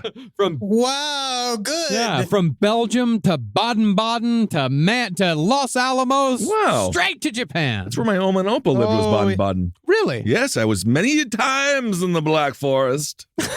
was very fun. Beautiful forest. Gorgeous land. Gorgeous land, actually. Well, we'll actually get to the Black Forest here in a bit. No you can kidding. possibly reminisce a little bit. I had fantastic memories. We would go find castles. It's cool. Do they have a thing called, I feel like, because they went through, it's the lines that they use are actually very similar to the Nazi rat lines that they use later on, because America would also travel to Europe via South America. It was very interesting. They have to go from the trampoline to freedom to bounce that uranium all the way around the world to get back to America. Yeah. But the problem was, it was known that the Nazis had been in possession of 1,000 tons of uranium. Okay. 970 tons were still unaccounted for. That's a lot. The mission of finding it was given to Boris Pash, who would take the rest of the war to accomplish that mission. Wow. So he's better than Hans Blix. Yeah. Oh, my. Remember yeah. that? WMDs? He's going to find that yellow cake, my friend. Okay. Meanwhile, the Allies were also closing in on Werner Heisenberg. His secret lab was located deep within Germany's Black Forest. Uh-oh. That's where bears can talk and lions roar and cats are people and God, there's more food than ever before. Heisenberg is such a little bitch. And so you wrote a whole paper. So we got into philosophy during this time period while he was working on the bomb, because his whole thing was he wrote an entire paper basically exonerating himself. How he made himself. He's writing it. Philosophically, he wrote a paper basically saying, philosophically, I'm just a scientist. And these sciences, you can't attach any sort of meaning to this science. And he did a whole, it was like a 300-page book about why he was innocent. Well, I do understand from a scientist perspective. I don't necessarily think that they have ill intent. Mm-hmm. They just do it. They create the art or they were the making science. an atomic bomb.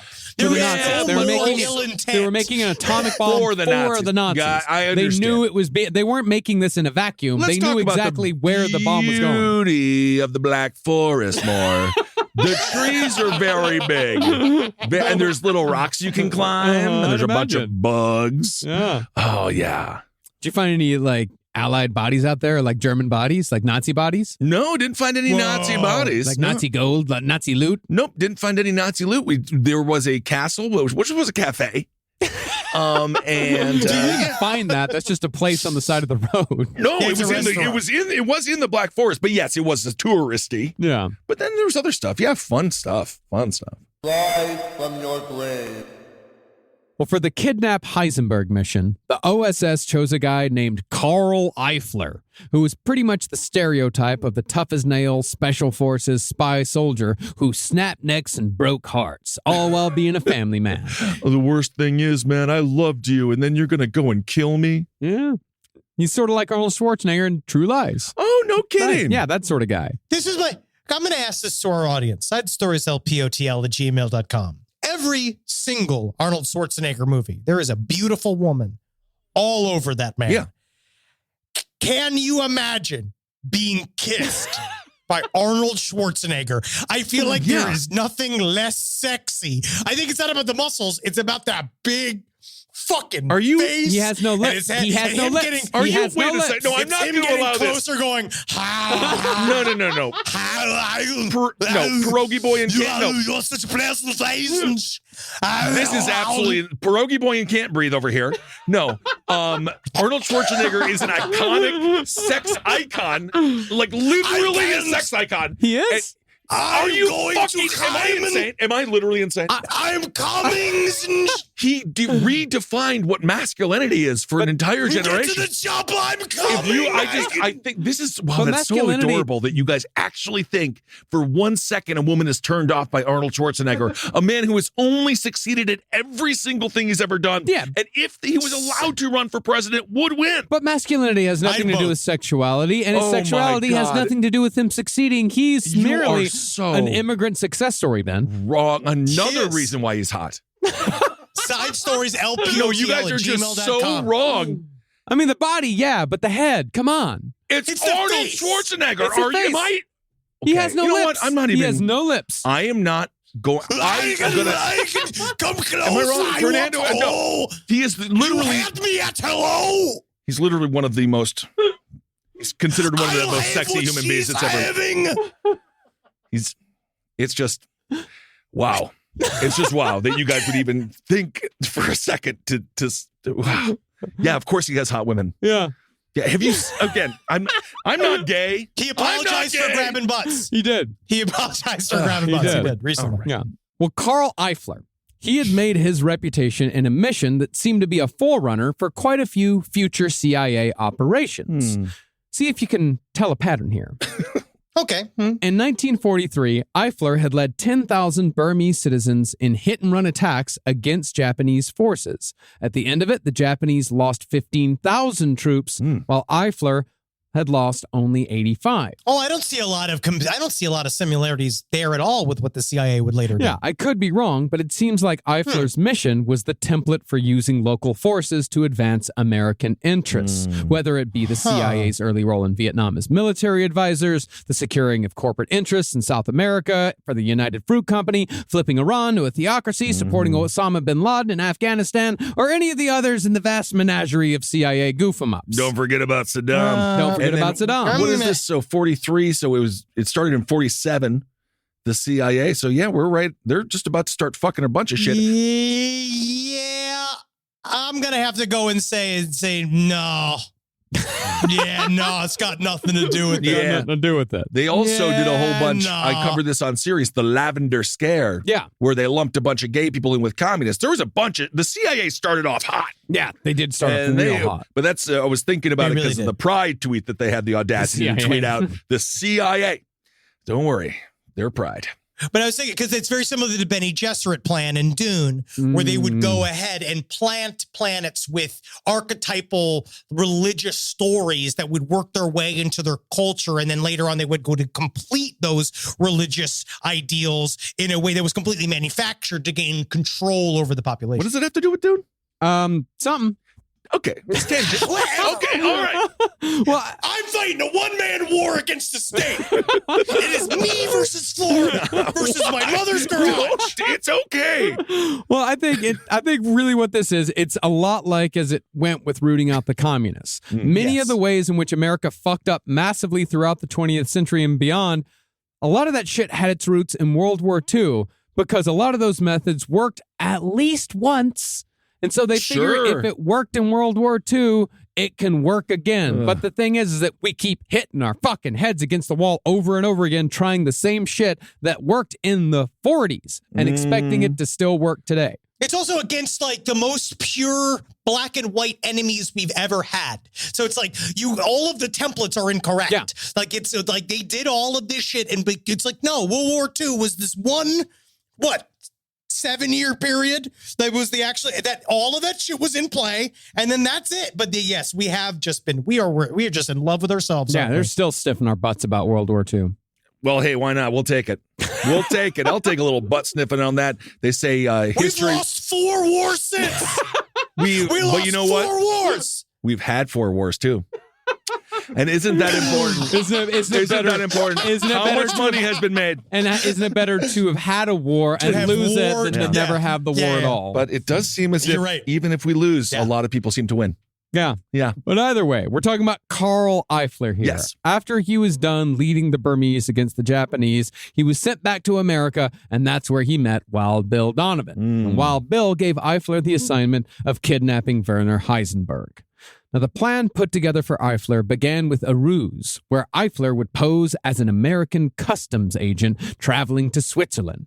Okay. Once there, he would meet a team of commandos, break into Heisenberg's lab, knock Heisenberg out, Okay. smuggle him to Switzerland, steal a plane, and fly back to England. Why does this sound exactly like the plan from Mallrats that Silent Bob has to get the goddamn... It's very similar. Yeah, okay. Yeah. But this was vetoed by Eifler because he also hated the British. Refused to work with them. Man, these British guys, I don't know what they did to make everybody so mad. I don't know. I don't know what I could happened. see. No one likes what they did during World War II. None of them are happy with it. They tried. Churchill was fine. No, Yeah. Churchill I don't was think not he was fine. funny as that stupid movie made him out to be. No, and they were quite resilient, during the Blitz and all that. They were very resilient. Dunkirk was it was huge. It was a defeat, to be sure. It was a huge defeat. Churchill massive defeat. fucking But every... it was a good story. Sometimes it's better. Sometimes it's better to have had a war and lost. Than I've never had one. Remember the Alamo. Churchill literally, peak war, every day, 3 p.m., he had to take a nap. Yeah. He did. Yeah, he did. Hey, but that got him through. He didn't do anything. He's like, Bill Gates just bought the IP. He did not. Churchill didn't do shit. He killed There's so many people. No, you got to smoke a cigar. You got to have the bowler hat. Yes. He did a lot of stuff. The war was hard. I only had a nap for a half hour today. But he started every day with a scotch, drank a lot of brandy. Also, that's what he more drank, to my point, I can do that. Gissel, I think that you should lower the rage and see more of yourself in Winston Churchill and how you will one day be a true leader of men, because that's all it takes. I can't wait for the knock on the door when you guys are both there, and it's called something like an intervention, because I've been channeling my inner Winston Churchill by getting hammered at 10 a.m. I'm just Winston Churchill. I'm just Winston Churchilling right now. Start sneaking red wine into my Diet Coke bottles. Well, instead of the British plan, it's just your teeth and lips are just purple all day. Nice thing is they have no idea I'm fucking hammered. Well, instead of the British plan, Eifler designed an even wackier plan where he would impersonate a German general. After parachuting in, he would find a German general's outfit. He'd just impersonate a German general. Then on brass balls alone, he'd kidnap Heisenberg and bring Heisenberg back to America himself. So what Chris Farley and David Spade did. Come with me if you want to live. Yeah. Come with me. One of the sexiest men alive. I will go with you, and we can come together. Come with me, little girl. Yeah, gross and misinterpretation of Arnie's accent, but Tommy Boy, David Spade, Chris Farley had to get on that plane. I've got a plan, and then they take the stewardess outfit there. Well, it has nothing to do with this. It really is there nothing to do with it. Is there an old lady taking a nasty shit anywhere? Can you connect that to this story at all? That was a big now part. I'm thinking Prune Brothers. That was a big part of that scene. Remember when the old lady went and took the shit? Taking a nasty shit. Yeah. Either way, it does seem, and I don't want to, again, it does seem like he's going to be racist though. Because you're going to go and you're going to try to be a German. I would love to see what he does as just like put sauerkraut in his beard. Just God. Oh, yeah. Now, when Eifler asked what he should do with Heisenberg if the two of them were captured by Nazis, Donovan gave him full permission to shoot Heisenberg in the head. Oh, awesome. However, it soon became clear that Eifler's plan was a bit far-fetched, not to mention quite dark. So the operation was handed over to a group that included Mo Berg. Oh. Yeah, that's the thing. You're going to this guy, and his only concern is about, he's just excited to shoot somebody in the head. Right. And because then he's sitting there because, I can always shoot him. We're like, yeah, we know. Yeah. We know. And he's like, listen, his head's right there. What if I strangle him? It's sure, a lot of options. We prefer him safe. But what if I drown him? If we get him, and if you can run a bath, tell him I'm going to make him relax, and then I kill him. It's good to have that as an option. Yeah. Yeah. Well, heading up that team was a Swiss physicist named Paul Scherrer, codename Flute.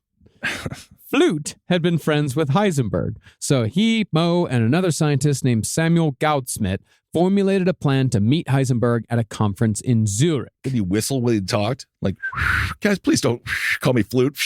I can't do it, but he could have had a huge fucking cock. Oh, yeah. But skinny and long. Yeah. All right. Well, once they were at this conference in Zurich, they figured they could interrogate Heisenberg on the spot or kidnap him or maybe kill him.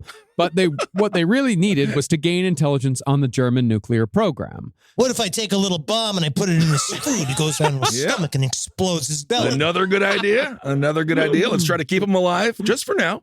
To the chopper. No. That, however, like almost all things Alsos, soon became unnecessary. Yeah. This whole thing is about unnecessary shit. Right.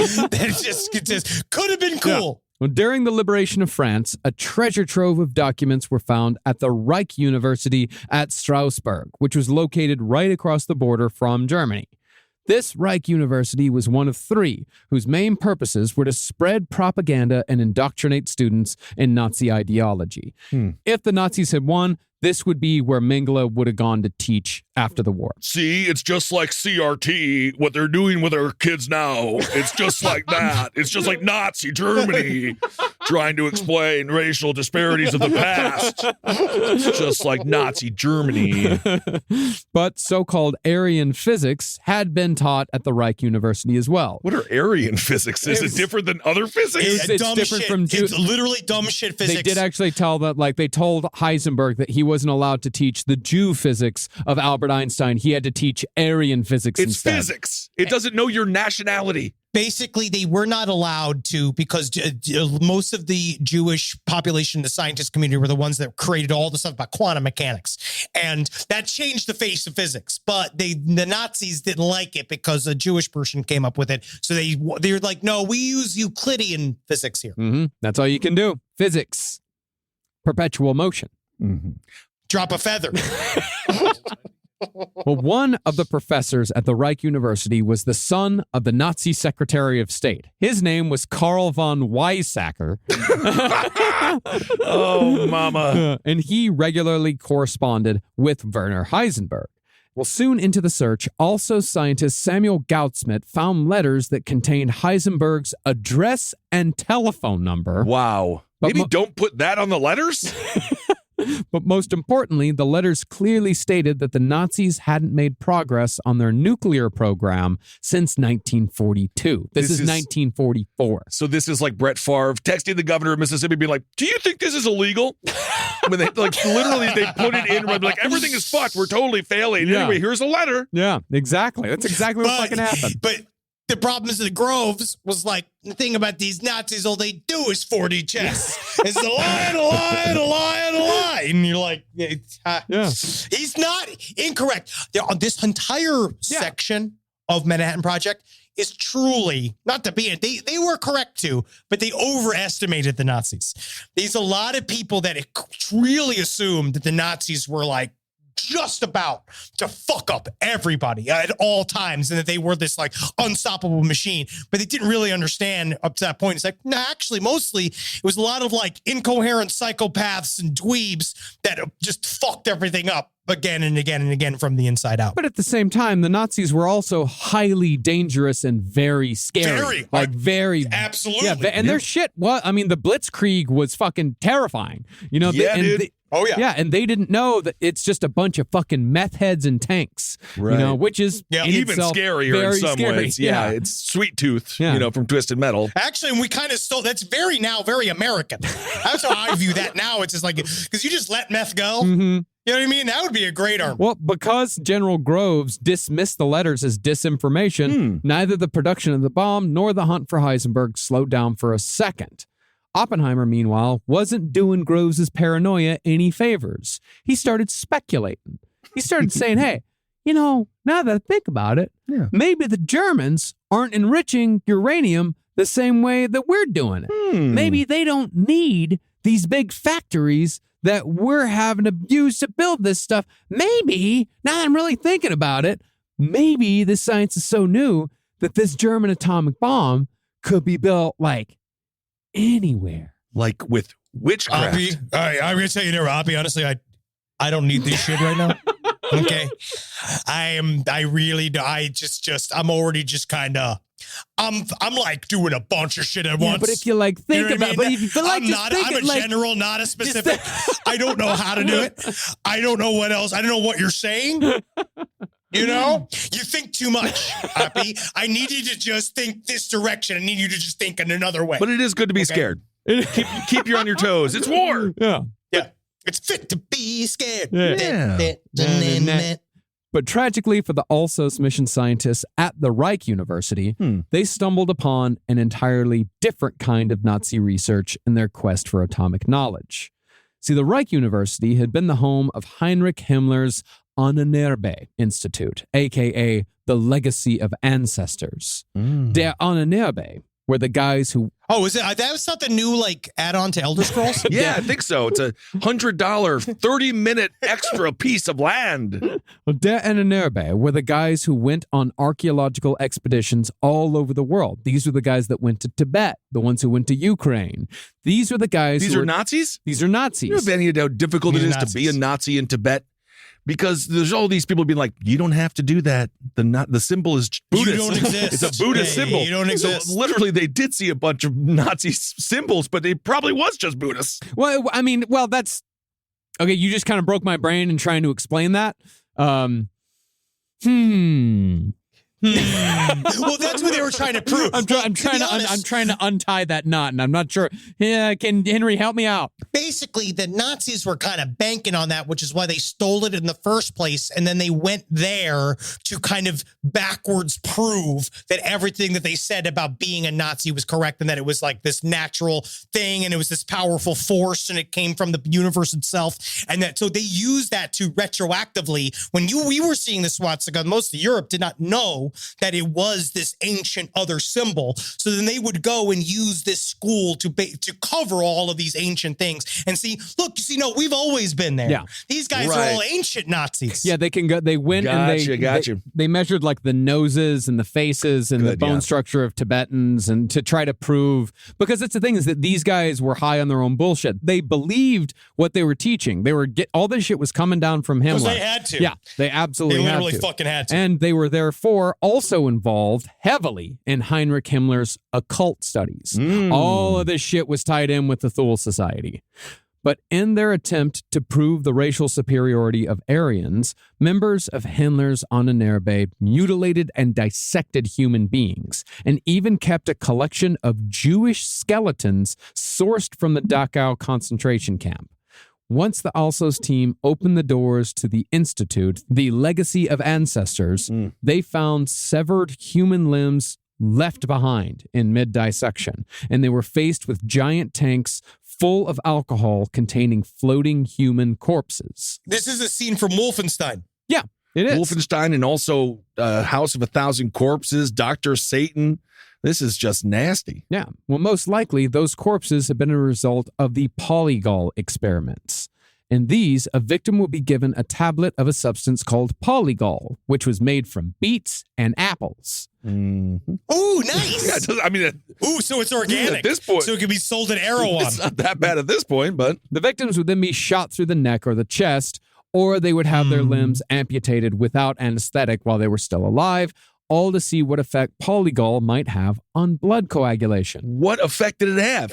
Nothing. It's beets and apples. Yeah, why I don't, what's even this is the Nazi side? Well, this is Nazi physics? All I know is if you take 15 of them, your poo-poo gets all crazy. I would imagine. Yeah, I never know. And sometimes I forget that I took it the night before. Yeah. And then I was just like, oh shit, I have cancer. I have cancer. And then it's just been like, oh no, I was taking my beet pills. Right.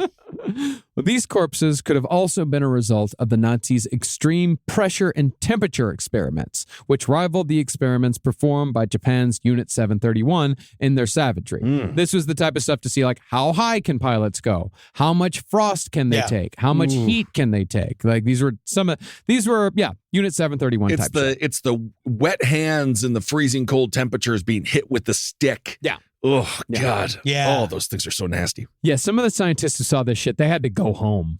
I would go home. Yeah, Samuel Gautzman had a mental breakdown, and he just said, like, I got to go home. Because it's going to go home. Yeah. Meanwhile, Mo Burgers is going like, the thing is, that's why you got to switch pitches, right? Because at the end, your first pitch, you got to have that relief pitcher. Yeah. And that's Mo, this has nothing to do with baseball, Mo. Nothing to do with baseball. No, listen. Oh, God damn it. A severed hand is kind of like a catcher's mitt. Now, let me tell you how you got to do it. You got to be careful. Now, right as Germany was engaging in their last-ditch effort to drive back the Americans and push the British into the sea, that was the Battle of the Bulge, the Nazi media began suggesting that this was when they would finally use an atomic bomb, which would win the war in an instant.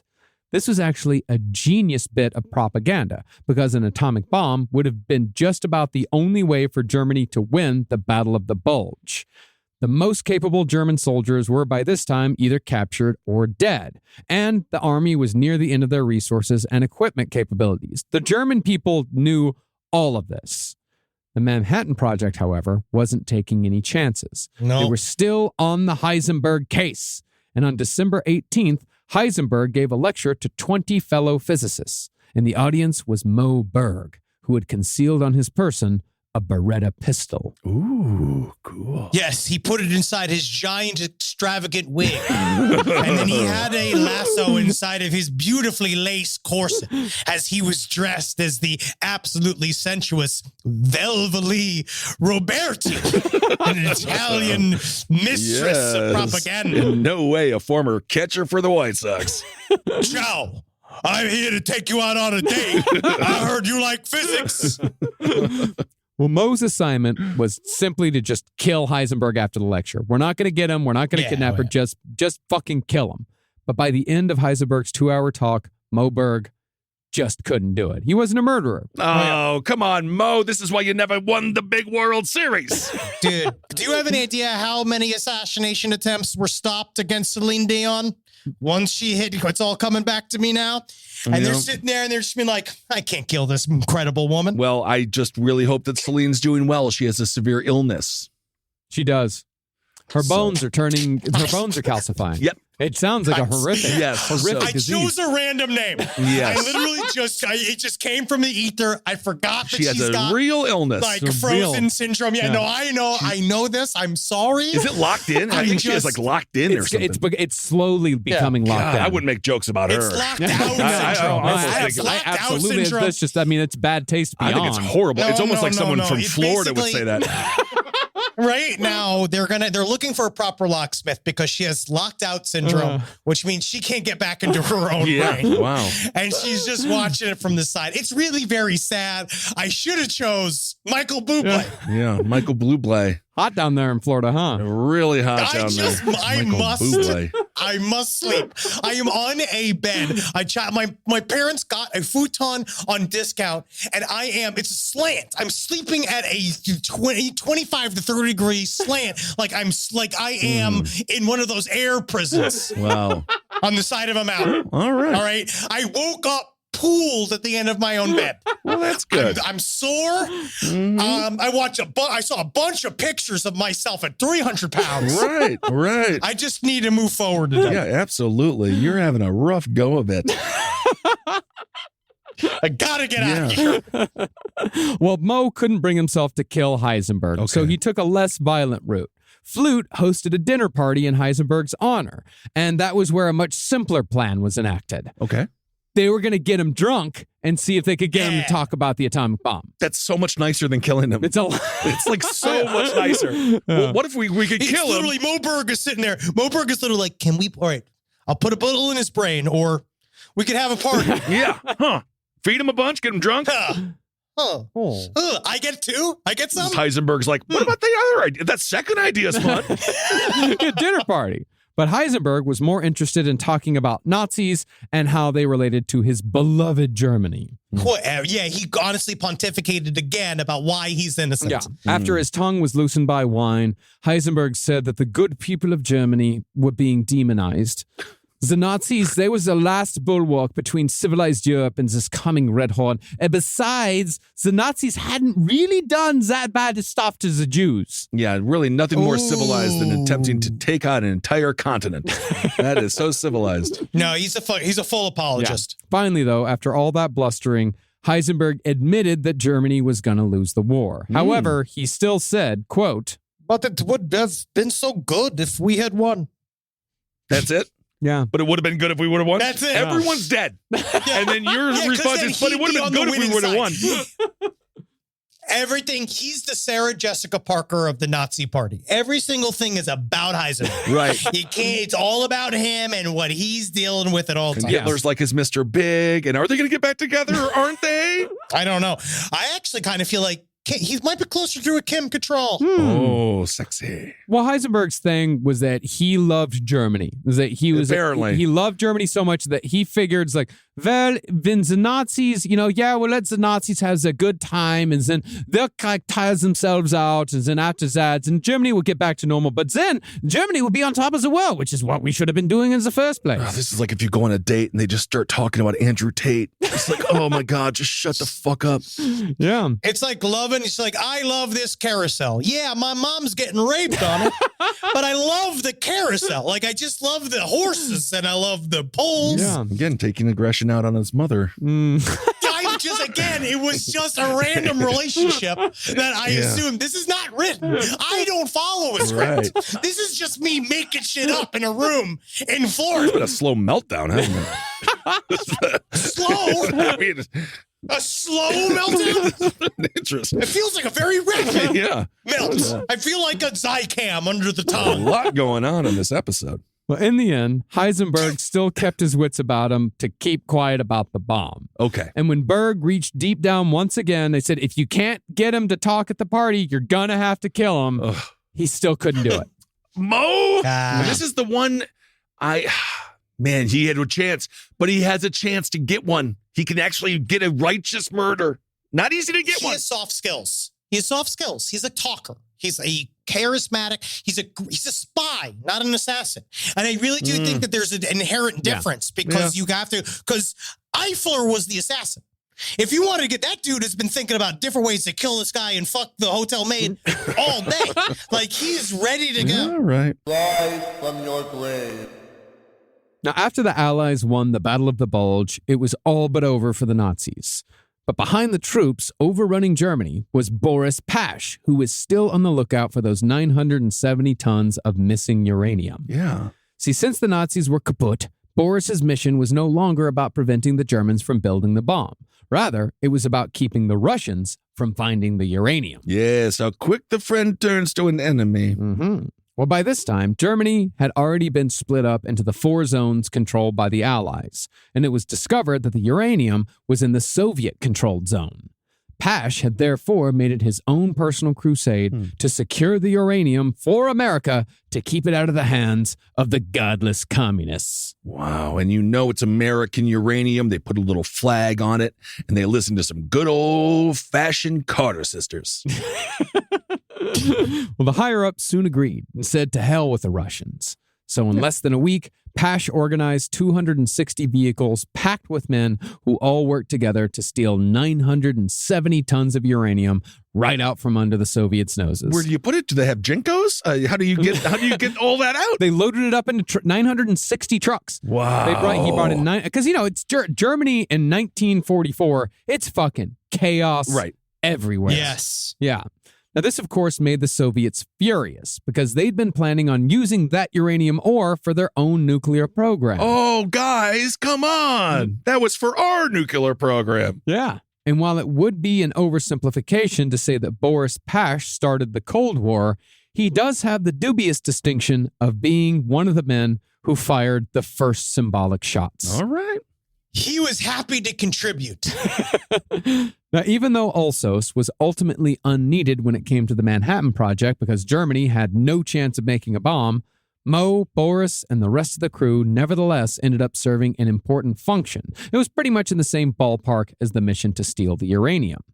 See, when the war was nearing its end, Alsos had already been on the hunt for members of Germany's uranium club. So when the dust began to settle, the Americans were perfectly positioned to scoop up as many nuclear physicists as they could find. I just imagine it's like, those things where you have to catch all the dollar bills. Oh, And yeah. like that thing when they're shooting up everywhere, but it's just like, screaming Germans. But you know what you do there? You would let the dollar bills come to you. Press yourself against the wall, Yes. allow it to amass around you. Yes. Now, this wasn't necessary to the Manhattan Project because, as opposed to our space program, the Nazis had absolutely nothing to offer us in terms of atomic knowledge. At this point, Oppenheimer's right on the cusp of building a working prototype. Yeah, remember, yada, yada, yada. They've been doing a lot of science. Yeah. Were the Germans still trying to convert shit into gold? Alchemy? Yeah, weren't they wasn't Hitler into alchemy?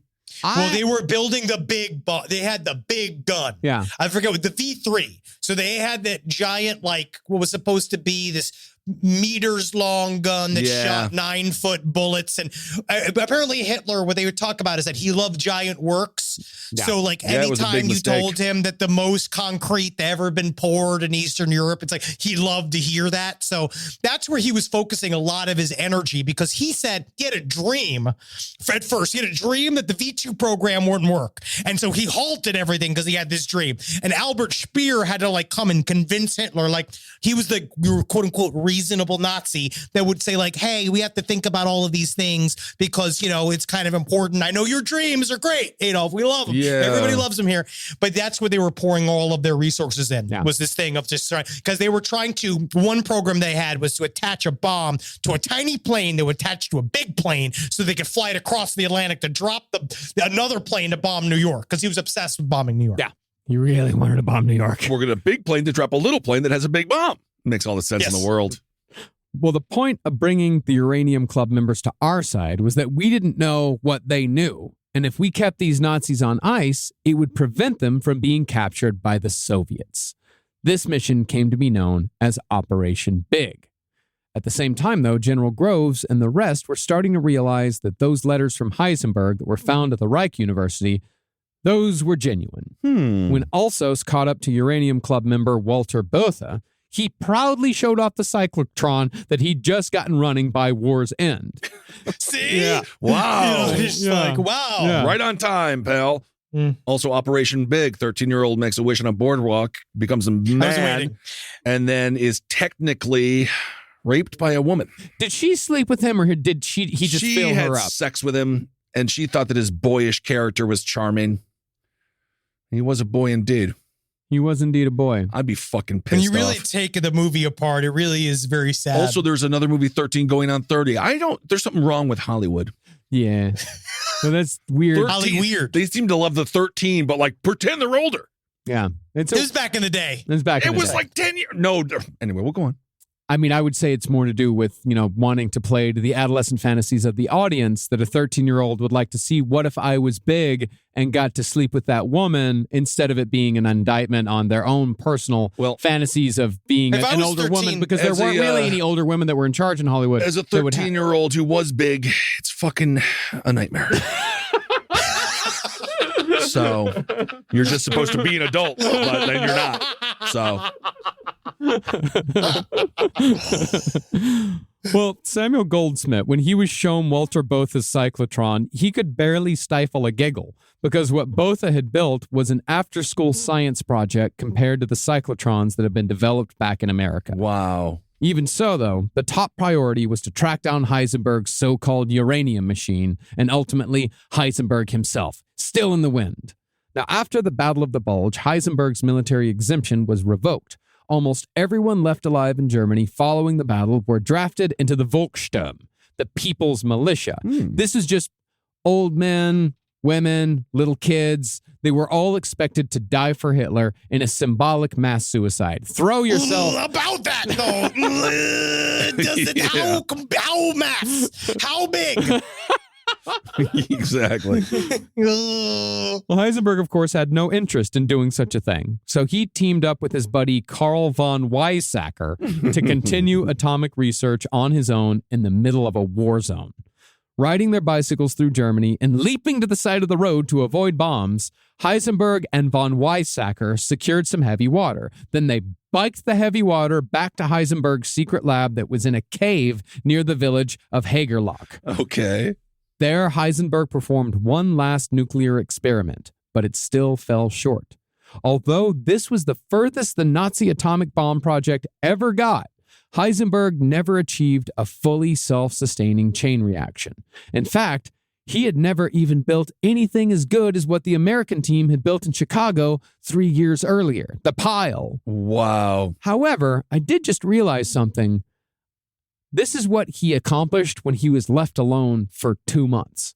2 months, he's left alone in a cave, and this is what he accomplishes. Imagine if he wasn't in the middle of a fucking war zone. Imagine if he hadn't been forced to go to Nazi dinner parties and rallies and all that other bullshit, and they would have just left him alone like the Americans did with Oppenheimer. Put him in the desert and let him do his fucking thing. Sounds like the origin of Tony Stark and Iron Man by the movie's calculation. It shows one of the true inherent flaws that are why, in the end, fascism is a non-sustainable government. Yeah. Because when you're in that sort of ideologue center, you can't get, like, yes, a lot of people who are quote unquote pro-fascist believe it's because, they make simple decisions and then things can get done, quote unquote. But obviously they fucking don't because they're all so in love with themselves that they can't get anything fucking done. They just end up with massive blocks of concrete. That's what Yes. was the legacy. That's all they had. That's what the legacy of the Third Reich And was in pain. Germany. And you notice it's all the stuff that they quote unquote that they did on a mass scale was just pain. Yeah. Which is actually an extremely, we talk about destroying things much easier than creating something. Like it doesn't take that much cleverness to create a place. It's a concentrated group of the place of pain. Like this is something else. And I just think Heisenberg's such a bitch. Yeah, he is a bitch. He absolutely Bold is. statements about that Nazi. He's a bitch, but that does not mean he's any less brilliant, unfortunately. Sure. But when it became obvious, You know what, though? I'm actually saying it does make him slightly less brilliant. It does. I think his choices show. I mean, as your a personal person- choices show. as a person, it does make In the it- whole, I I'm would telling you, the say- whole pie. in the whole pie. Okay, yeah. So he's less emotionally intelligent because he's a narcissist and half a sociopath. Yes. But when it comes to pure scientific brilliance, he's one of the smartest men of the 20th century. Mm-hmm. But he would have followed where the good science was, and he would have went with all the other scientists who ran away. That's my other thing. A true good scientist would also see, no good science is being done here. Yeah. All right. Oh yeah. Well, he was a bad person. Yeah, but Well, he wanted to eat his cake and have it too. R.I.P. Ted Kaczynski. His yellow cake. Yeah. God, so sad. Another hero gone. Who do we look to? But when it became obvious that all was truly lost and that either the Americans or the Soviets were on their way, Heisenberg and his team hid their assets and abandoned the cave lab. Boris Pash soon arrived and blew it up. So Then- cool. Yeah. Then Pash began searching the nearby village for uranium club scientists. There he found Otto Hahn with his bags packed. Yeah, he's just ready to go. Gotta go. Hello, hi. It's Blue Jean. Love Blue Jean baseball. Hahn directed Pash to 3,000 pounds of heavy water that Heisenberg had hidden in a mill just in case. They had fucking cut up 2 tons of uranium into cubes and hidden and buried them in a field. And as far as their technical reports went, Heisenberg had hidden them in an active septic tank. This is one of the this right here is one of the greatest quirks of history. When the tank was opened, the Alsos team found pretty much the entire archive of the Nazi atomic bomb project in what amounted to a big bucket of shit. Wow, it's so ironic deeply indeed. symbolic. It's Yes. so crazy. Oh my God. I'm surprised he didn't just dip his balls in it. If I knew it was that kind of party, I'd stick my dick in the mashed potatoes. Absolutely. The State, a successful television show, briefly. Heisenberg, meanwhile, was surviving in the chaos. Yes, I remember the state. You remember the state. I'll dip my It was briefly. balls in I'll it. dip my balls in Ken it. Marino, yeah. I mean, they might as well, because nothing they were doing was working. Yeah. Well, Heisenberg, meanwhile, was surviving in the chaos of Germany only by the grace of God and through bribery. Since he hadn't reported for the duty in Mostly the bribery. Mostly let's the be bribery, honest. yeah. Since he hadn't reported for duty in the Volkssturm, he was technically supposed to be executed on the spot for desertion. Wow. And indeed, an SS officer almost killed him for just that. But he was only stopped when Heisenberg bribed him with a carton of Pall Mall cigarettes. That's it. That's all it takes. His life was worth a carton of Pall Malls. Yeah. Wow. Soon after, Heisenberg arrived at his dilapidated family cabin in the Black Forest. That's where he found his furious wife. Oh, she was mad at him? Yeah, She was freezing, Yeah. starving, and suffering from scarlet fever, along with their 6 children. Well, go have fun with the talking bears and the coconut trees. It's not real. It's not real. She was set alive. It is a magical forest. It really is magical and deeply haunted. Deeply haunted. But when Hitler committed suicide on May 1st, Henry's birthday. We got him. Congratulations, Same thing with Henry. Osama bin Laden. Osama bin Laden we also got on my birthday. Wow, look at you. Werner and his wife broke out a bottle of wine and celebrated. It was all over because remember, the Nazis, he didn't like the Nazis. He just loved Germany. Also, Oppenheimer, as I said, July 21st, my birthday. Is your birthday involved in this story? You know what? I don't think so. Okay. I don't think so. I don't You're know. out. I'm out. Okay. 2 out of 3 ain't bad. That's not bad at all. Well, they were clinging to the hope that all Germans clung to at this point in history. Pretty much, let's hope to God the Americans find us before the Soviets do. I thought you were going Or to say. they knew for a fact, that Hitler had lived and moved his way to South America, and he knew that eventually he would come back to create the Ninth Reich. And that once he hit 90 and he had robot legs, he would be able to really orchestrate a new thing there. There does have to be somebody being like, Synth music. there does have to be someone who's just like, what if they forget? Like, what if we just truly show up for lay work like low. we didn't quit? Yeah. Yeah. You know, a lot of actually in Germany, I've been doing a lot of research on it lately, and a lot of people in Germany did just try to forget. You have to. They just they all just Try to move on. They wouldn't talk about it. Like that's why, shit got real weird in Germany in the 60s because their kids were like, "Hey, so what were you doing between 1933 and 1944?" And most of them were like, the kids came. and they all almost universally, everyone would say, "You weren't there. You don't know what it was like. I don't want to talk about it." Yeah, I believe that. Yeah. Yeah. Well, as it went, Boris Pash was indeed on his way. The day after Hitler died, Pash arrived after following a rumor, only to find that Werner had just left to go visit his mother. Heisenberg's wife called him home, and Pash made arrangements to have Heisenberg and his family taken into American custody. After that, Pash soon collected the remaining Nazi physicists, which in the end became the lasting legacy of Alsos. They were successful in keeping every single member of the Uranium Club out of Soviet hands. Wow. And even though the Nazis were far behind in their atomic research, a mind like Heisenberg's could have easily brought the Russians up to speed if he'd had access to the intelligence that was being funneled out of Los Alamos by Soviet spies. Heisenberg, however, was still convinced that his experiment in atomic research was as far as anyone had gotten. He's so stupid. As far as he was concerned, he was on the verge of a massive breakthrough. He was therefore excited to continue his work with the Americans, and as he put it, he was going to catch up the world on all this nuclear reactor business. Up his own ass. Wow, thank you so much. It was only when the bomb was dropped on Hiroshima 4 months later that all the members of the Uranium Club realized just how far behind they'd been. Wow. And it's with the testing and dropping of that bomb that we'll continue our series on the Manhattan Project. All right. Holy hell. Long, strange trip it's been. And next week, we're finally going to get to all that melting you guys have been asking for. Yeah, what's it called? Frothing? Sloughing. Sloughing. Well, the sloughing probably won't come. To be fair, sloughing won't come until episode 5. Next episode will be mostly vaporizing. Oh, vaporizing, getting super hot. You're gonna love it. Again, I have this. There's one whole book that says it didn't happen, and I don't know how. Why they think this. So I'm gonna go through this whole thing. It's very strange, but it's God, man. We're gonna get into it. This is when it gets real grisly. You know what, I'm putting my conspiracy hat on here. Not when it comes to this, because it definitely happened. But moon landing, 50-50. 50-50, okay. I'm going 50-50 on the moon landing. This is great. We have done so much work and I know the last 4 weeks that you have literally just torn apart with one statement with Marcus sitting next to you on camera. Was the one statement to literally drag all of this. Marcus agrees with me. No, I don't agree. Hours of research. I don't agree with you, but I'll meet you halfway. And you know how I'm going to do that? 50-50. 50-50. I'll meet you halfway. We did land on the moon.